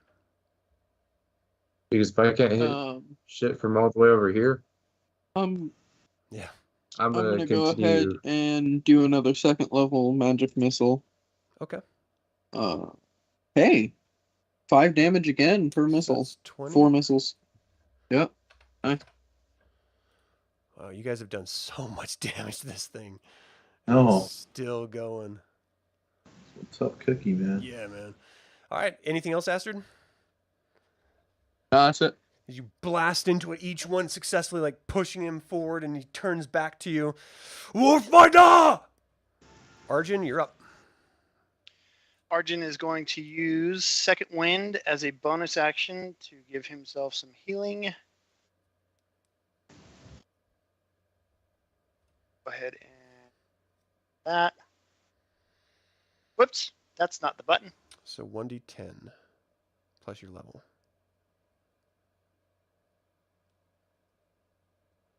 Oh, nice. So I get 10 hit points back. Yep. A lot, but it might keep me out of death's door. Is that's a reaction or an action? Bonus. It's a bonus action. Well, it says action under it. Second wind action. It says once per short rest, you can use a bonus action to regain 1d10. Well, this isn't a short rest. We're in combat, so you wouldn't be able to do that. Oh, well, I mean, I haven't used it since we did the long rest. Didn't that say once per short rest? Does that mean in the short rest or once outside of short rest? So, you're the DM. I wish this guy was here. All right, so bonus action. It means once per the time. The second wind is a bonus action. So, okay, so. It's between short rests. Yeah. It recharges on a short rest. Cool. All right, anything else on that? Yeah, I'm gonna hack into him. All right. Great axe of axing. That is a great axe. I love that axe. Oh, it's a battle axe. We've been fighting for 3 hours straight. This encounter is pretty intense. It's crazy. At least. I mean, this is 2 separate encounters, but so 13 to hit misses. So you swing it around and he sort of slides out of the way, at least gliding through the water. That hits. Green, baby. Green. Not today.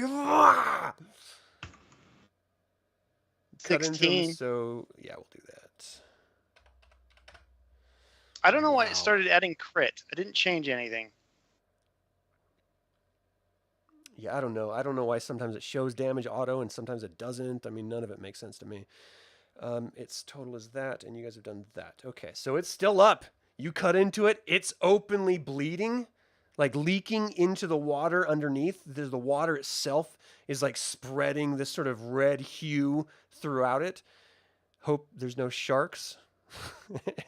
And for its turn, you see it go invisible. It chants something and just disappears. Jerk face. So ostensibly we're out of combat. Okay. But because you don't know where it went or if it went, if you guys want to try to swing at squares, you're welcome to. If not, we can end combat. It's up to you. Let's end combat, guys. probably find somewhere where a safe area here where we can we gotta heal up. All right, is everyone good with that? With ending Yeah, I'm combat? fine with that. Sure. Yeah. Okay. Because it was very near death and it did not want to keep engaging. So combat is over. You guys are not even in the temple yet. So let's hope. But let's take a quick break because it's been a while and I need a pee. So are you guys okay with that? Sure. Yeah. All right, everyone watching, thank you guys so much. I know you guys are throwing out tips and hints in there, so I don't know if the players are paying any attention to chat, but it is there. We will be back in just a few minutes. Thanks for hanging in with us, guys. No, that's the wrong button. There, that's the right one. We'll be right back.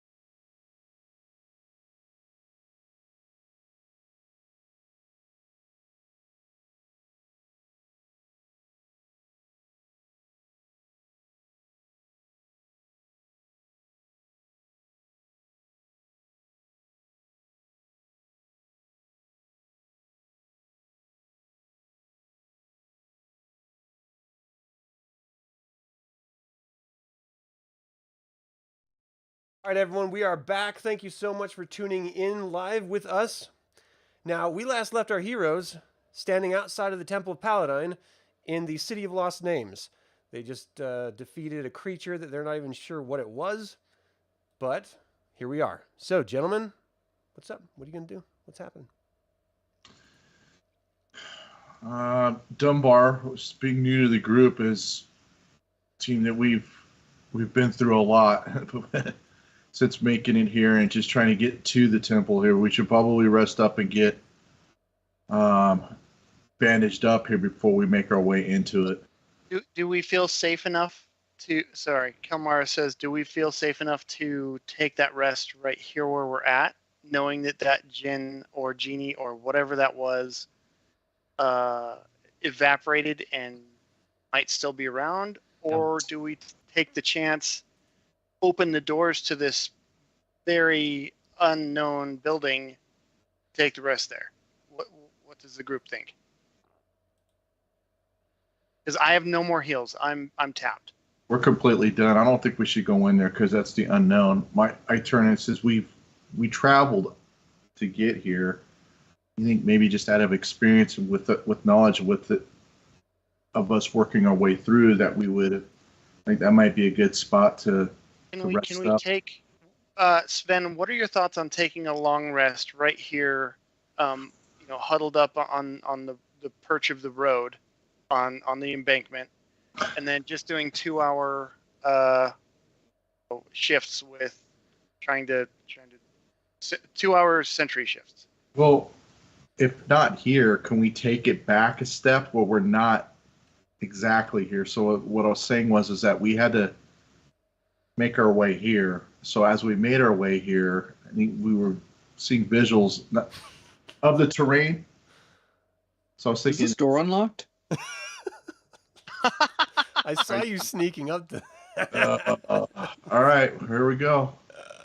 I'm gonna expend. Can I let him go, and then I'm gonna take a short rest and expend some hit die. Well, you can only expend a hit die at the end of a short rest. That's the end of an hour.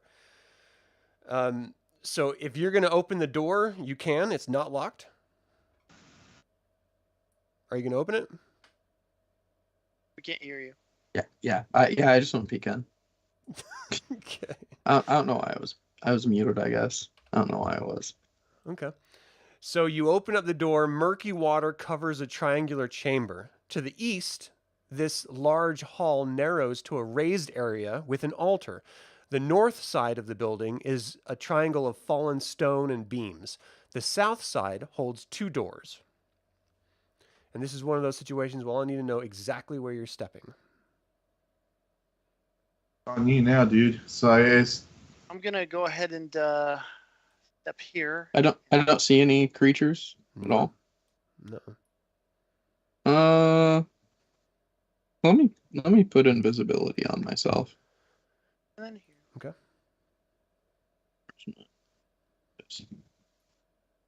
All right. I'm just gonna pop in.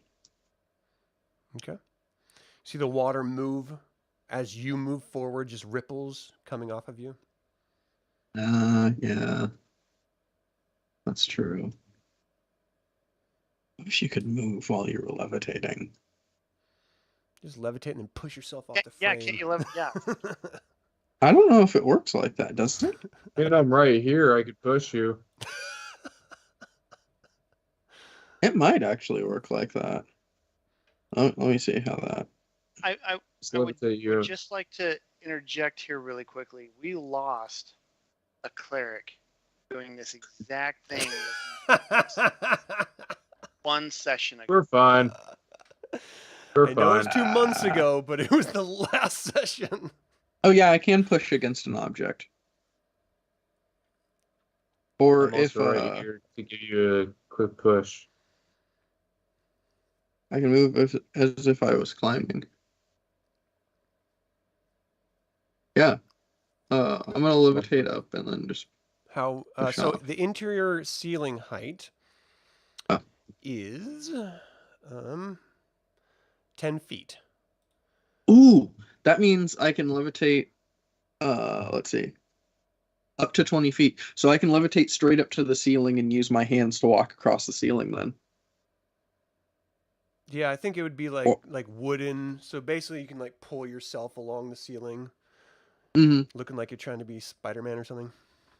Yeah. It probably looks bad, but I'm invisible so nobody can see it. More demonic. Make sure you're marking worry out the about what spell it's slots gonna- you're using. Do you want to do that? That's the boots So of Fynn, as levitation you is- walk in there, Fynn, you don't see him anywhere. He has invisibility on. So you see water rippling where his body was, but then it just stops. And you're not sure why. So you're pulling yourself across the ceiling, levitating, correct? Yep. Okay. Yep. And you saw the steps leading up to... Oh, I got to zoom in to target it. Yeah, I'm going to go to the Oh, why can't I target steps it? towards the side. Oh, I'm on the wrong layer. That's why. Dun, dun, dun. So you see you like pulling yourself up. This is the raised platform where you have that sort of altar next to this. Let me describe this room for you just so you have a complete Sweet. understanding. A large stone table rises from the dirty water in this whoa, that's the wrong one. Okay. Stone steps rise from the water to a dry platform bearing a triangular stone altar. Sculpted reliefs near the altar depict platinum dragons on majestic poses. So if you guys, let me show you an image because it's kind of cool looking. It's just one of those where it's worth looking at if I can find my image reference. So this is chapter 6, and this is it. So for those of you who are looking in the temple itself, this is what you're seeing. You don't see the Dragonlance, but you see the dragons sort of reliefed off the walls behind it, and you're climbing on the ceiling actively above it, 10 feet above it. And actually, as this rises up 5 feet, you're 5 feet above it. Okay. Does it... if I just land here, am I fine? Yeah, it's only 5 feet. Yeah, I'm just gonna land. You're still invisible, so Fynn, you don't see anything. Yeah, I'm just gonna inspect this. Can I do like an investigation or? Yeah, if you want to. Roll investigation. Okay. 18. It looks like a very ornately carved and beautiful altar, but you don't see anything else around it. Okay. That is okay. I suppose I'm gonna just go back over because there's nothing immediately that I can do over here. Are you still levitating? I'd levitate. Did you say you are? Yeah. Yes. So you're pulling yourself back across the ceiling? Yep. So, and you do have Is that this... spell slot for twice? It's the boots. Oh, right. Okay. Yeah, I can do that at will. Gotcha. Is this a door? It is. Okay, yeah, I'm gonna go check the door then. Okay, so you're going to have to pull yourself down to get to the door from the ceiling. Okay. But where's the door? What room is that? That is 6. All right. Oh boy. So a small living area is flooded like the rest of the temple, with moldering vestments hanging in a wardrobe and a bed blanketed in fungus. Ew. Hey, Yeah. he's a fun guy. Does Ayo. all look... Nothing look valuable in here immediately? On glance, that's all you see. You'd have to search to Okay. find anything. Wait, is this over here a chest? It looks like a... Yeah. On the map. Yeah, I wanna go see what's in that. Okay. It's locked. I have knock. You have memorized? Yep. Let me... Oh gosh, that's it. Okay. Knock. Yep, I gotta check off that slot. But it's... You, after you finish casting, you hear a little click. Now, does invisibility work Sweet. while you're actively casting other spells? As long as I don't cast another concentration spell. Okay.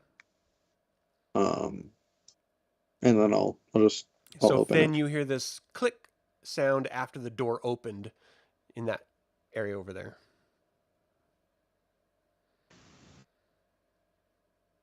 So you open it? Yeah, let's see what's in there. All right, you see a massive pile of gold, a platinum necklace with a little triangle symbol on it. You see 2 potions and a periapt. What is a periapt? It's a delicate silver chain with a brilliant black cut gem pendant.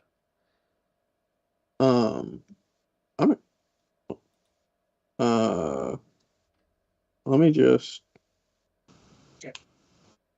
I'm gonna cast detect magic real quick. That is concentration, so that will invisibility will go off. Okay. Well, do I want to do detect, or do I just want to identify the? I'm just gonna do an identify on the periapt. Okay. Can you read what it says? The identify. Yeah, identify. It's an object that I must touch throughout the casting of the spell. If it is a magic item or some kind of magic-imbued object, I learn its properties and how to use them, whether it requires attunement to use, how many charges it has, if any. I learn if there are any spells affecting the item and what they are. If the item was created by a spell, I learn which spell created it. If I instead touch a creature, that's not really relevant here. Okay. So this is a delicate silver chain that has a brilliant cut black gem pendant. It is, when you wear it, poisons have no effect on you. You are immune to the poisoned condition and have immunity to poison damage. It is a periapt of proof against poison. Pretty dope. Oh, nice. Nice. It's a wondrous item. Yeah. I'm gonna put that on. And then I'm gonna also cast identify on the amulet, the platinum. Okay, so that is just a nice jewel. It's not a magic at all. And how much gold did I find? Or did you say? If you're gonna count through it, it's gonna take you some time, but it's 400 gold pieces. So while you're doing that would take me some time. Fynn, what's everyone else doing? You guys are just sort of kicking it? Well, we see everybody working their way over there. I think we should probably. I don't hear any screaming. Let's see. He was either swallowed or. I'm gonna go ahead. I'm gonna work my way. All right. I just need to know square by square where you're moving. Well, I'm gonna at least get to the door. Can I do that, or do you want me? Yeah.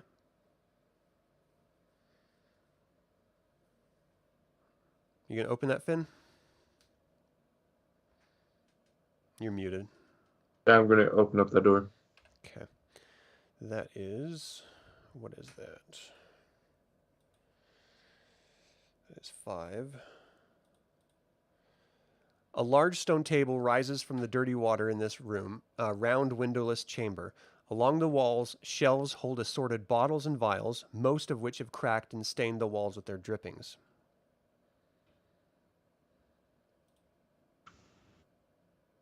I'm going to... Arjan. That icon. I'm going to see if there's anything that is of use to the mission or value. Give me an investigation check. And that is terrible. 5. I see shit. A 5, yeah. You're not even sure what you should be looking for, to be quite honest. All right, everyone else, that door is open that you're standing in front of. Do I see this little stairwell-looking thing? Arjan, what happened to Arjan? I don't know. What? What do you guys do to Arjan? He's dead. What did Arjan do to you? All right, give me. Don't move anywhere so I can make sure you guys aren't moving in any spot you shouldn't be while I grab a character for him. Oh gosh. Where's Arjan? There he is.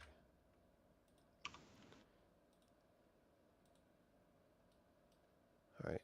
Arjan is right here at the top of the stairs back on the embankment.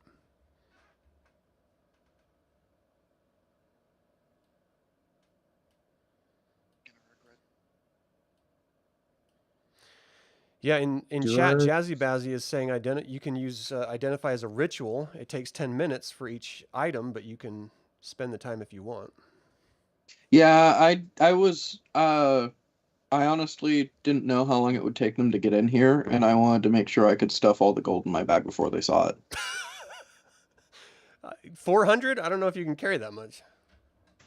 It only weighs like 10 pounds if I just dump it all in my 400? backpack. Is it only 10 pounds? Apparently. There's no way that's true. Just I added 400 gold to my inventory, and I'm still not encumbered. Okay. Jeez. It's not that bag is yeah. just like it's a lot of gold. Okay, so Sven, you're looking at Fynn as Fynn is looking around, just like it does probably blink. Do I see this little staircase looking thing right here? Yeah, it does look like a staircase, but it's ruined. There's nothing down there. Chris, you have to move one at a time. Okay. Scares my... Appreciate it, guys.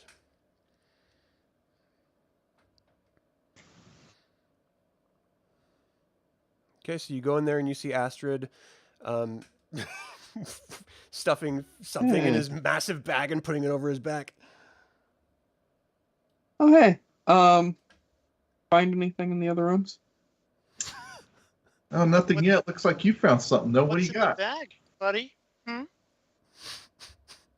I found some gold. Went ahead. Fellow black robe, what's in the bag now? Did you find something? I found some gold. I found some gold. So, what did you do with the necklace and the potions? Oh, the potions. Yeah, I would just... The potions are there. What kind of potions are they? If you want to spend 10 minutes for the identify ritual, you can tell.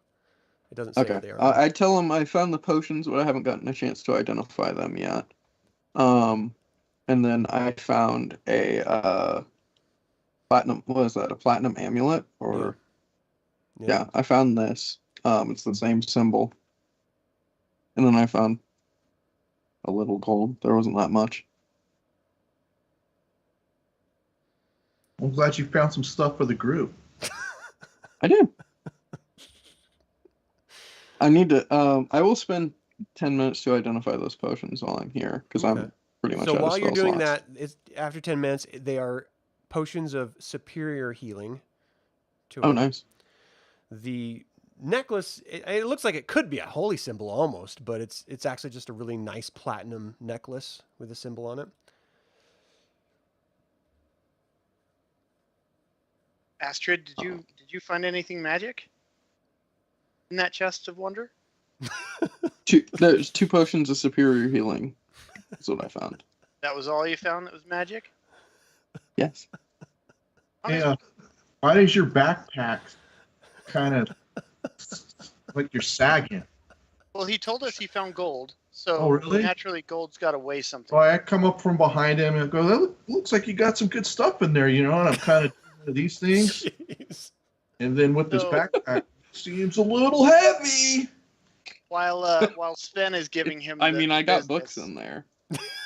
Really? There's definitely books in there. It's been pretty rough. I saw you go on water. Book, diary, you found that. journal. So now it's waterlogged. Let's take a look at your backpack. Let's see if anything's missing. Is he tall enough to reach my backpack? Strong enough to probably pick you up with one hand. Well, you're only 5'3". He's 4 something. So Kelmaris says, "Hey, let's not do this right now." Then let's rest up, though. This is a good area for us to. He's weak. Let's not manhandle him right now. We still also All right. Focus on. Yeah, you guys should be careful. You've seen him literally shoot lightning bolts out of his hand or her hand. That is true. So you should probably show some respect and fear. I command the power of Riorix. That's true. I don't want to hear it. You tell people to do things. Hey, So what's Fynn and Arjan doing? Arjan is inspecting this area right here and trying to associate it to the item that he's been packing that I don't remember. It's a broken haft of a Dragonlance. Perfect. That's what he's trying to do. He's trying to understand the correlation, if any. So what do you do? Well, I'm trying to correlate Right. the relation to this area and this would you call it a shrine or Arjan? It's altar. altar? Yeah. Demlin told you guys to take the broken Dragonlance to this temple. Right. That's it. That's all she said. So I have it, Mhm. and now we have an altar, Mm-hmm. and I'm trying Let's do to that figure over out what I need to do to be able to solve the puzzle or interact with this altar and the haft. Yeah. So as you and Fynn are in there, you get this distinct impression that these dragon sculptures that are sort of these reliefs are actually looking at you. As you approach the altar, you see a column of dim light rise up from the altar itself. So Arjan is going to That's yell out interesting. to kind of the rest of the room and say, "Hey, this is what's happening. You guys might want to stop your squabbling and get over here." Sure. Be interesting to see what's over here. Leave them to the squabbles. Nothing about. So you're all huddled Arjan- around. Arjan takes out the haft Mhm. and places it on the altar. Okay. You see the lance shine with a silvery glow.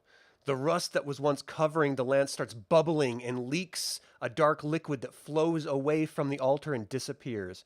At the same time, the spear lengthens, growing into a whole, newly forged pike-length dragonlance. From nowhere and everywhere comes a powerful voice that inspires confidence and awe. "The last to wield this weapon was unworthy. His failure was a step along the path to the world's destruction. But this new age needs a new hope. Use this weapon to defend the destiny mortals have chosen. Banish the shadows of the Dragon Queen with the light of this most sacred weapon. With the blessing of the gods, ye champions, reclaim the Dragonlance!" And you are all healed 70 hit points. Any disease or poisons or conditions are completely wiped away. You feel Oh boy. elevated and lifted as if touched by a god itself. And anyone who has the divinely favored feat, you know for a fact that was the voice of the god Paladine. Light sweeps through everything. And here I thought I was going to die. Oh, that heals Hell yeah. Kel and Arjan to full. Yeah, I'm healed to full. You see this. Oh. So Arjan reaches out and grasps the now restored lance. Dragonlance. All right. You now have a very powerful weapon. And he Who's gonna use it? immediately My approves it. hands.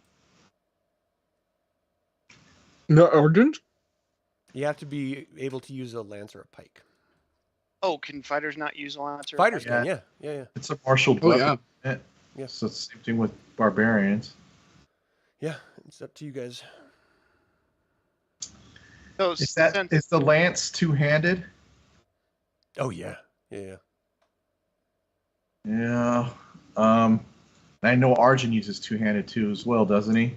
okay, so what I'm gonna do as the conservator of Arjan for the moment is I'm gonna say, let's hold off the conversation on who holds it until next session where he can voice his opinion. That's fair. No, I think it's going to go to either one of us. No, not a problem. I'm curious, what does it do? Good question. You want to spend some time to identify it? Yeah, I can identify it. Since Sticky Fingers over here has been working ahead of us. All right, so everyone we just don't know he's Sticky Fingers. That's metagaming. Knock it off. Everyone My fingers aren't sticky. They are meticulously clean. relax and enjoy being basked in godly light as he's doing his ritual to identify this. So a Dragonlance is a renowned weapon forged from rare metal with the aid of powerful artifacts associated with Bahamut.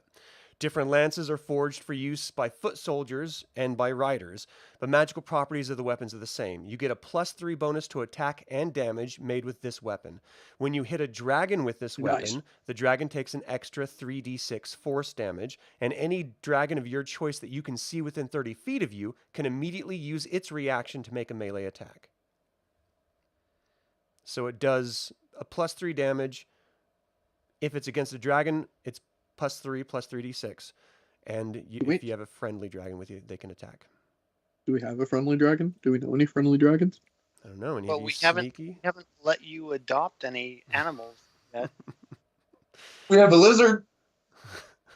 Oh wait, no, that's in the other campaign. Never mind.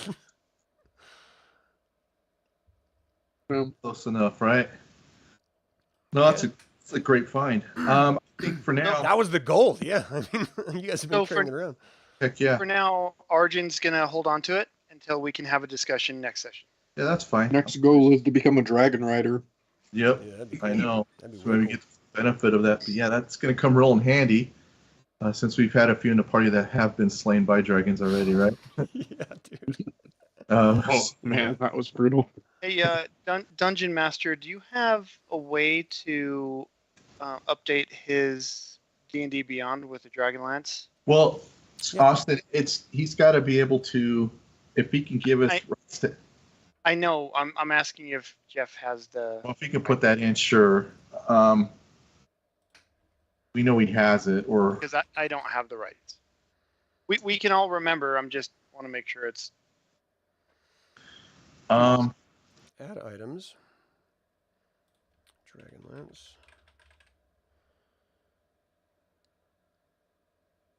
Sorry to be such a Karen, guys. I just wanted to make sure that... Oh, shame on you. All right, so you have a pike-length Dragonlance in Arjan's equipment now. Cool. That's pretty cool. Cool. All right, you guys did it. That was what you were trying to do here. You searched that little moldy sleeping room. Yeah, there wasn't that much in there. And what is that called? A rectory. And the preparation chamber is the one that Fynn looked in and couldn't find anything. So we're basically at our 4-hour time limit. Do you guys want to just kick it here? Do you want to keep searching in this area, or are you good? So Arjan wants to look to the group and say, "Hey guys, we did it, but we took a heck of a toll. So we should probably set up camp and take a rest before we proceed with the rest of this. Because I heard the Paladin scream, he's out. I heard the Cleric scream, he's out. I don't think we can setting up camp. The champion is also a little wounded too, so... We're still going to talk about the champion, says Arjan. We're going to put a pin in that. Because right now I have a Dragonlance. Nah, just kidding. I'm just kidding. Don't. I'm sure your axe is great, but is it a Dragonlance axe? I don't think so. All right, well, that is where we're going to close today's session. That is it for the 20th episode of our Dungeons & Dragons 5th edition Dragonlance Shadow of the Dragon Queen live play. I'd like to thank the players, of course, for joining me and making this an entertaining session. And for those of you watching, what did you think of the adventure thus far? Feel free to email me at info@dlsaga.com or leave a comment below. I would like to take a moment and remind you to subscribe to this YouTube channel, ring the bell to get notified about upcoming videos, and click the like button. All that goes to help other Dragonlance fans learn about this channel and its content. And of course, this channel is all about celebrating the wonderful world of the Dragonlance Saga. Thank you so much for joining in that celebration. So for everyone here, my name is Adam. Until next time, Slanjavar.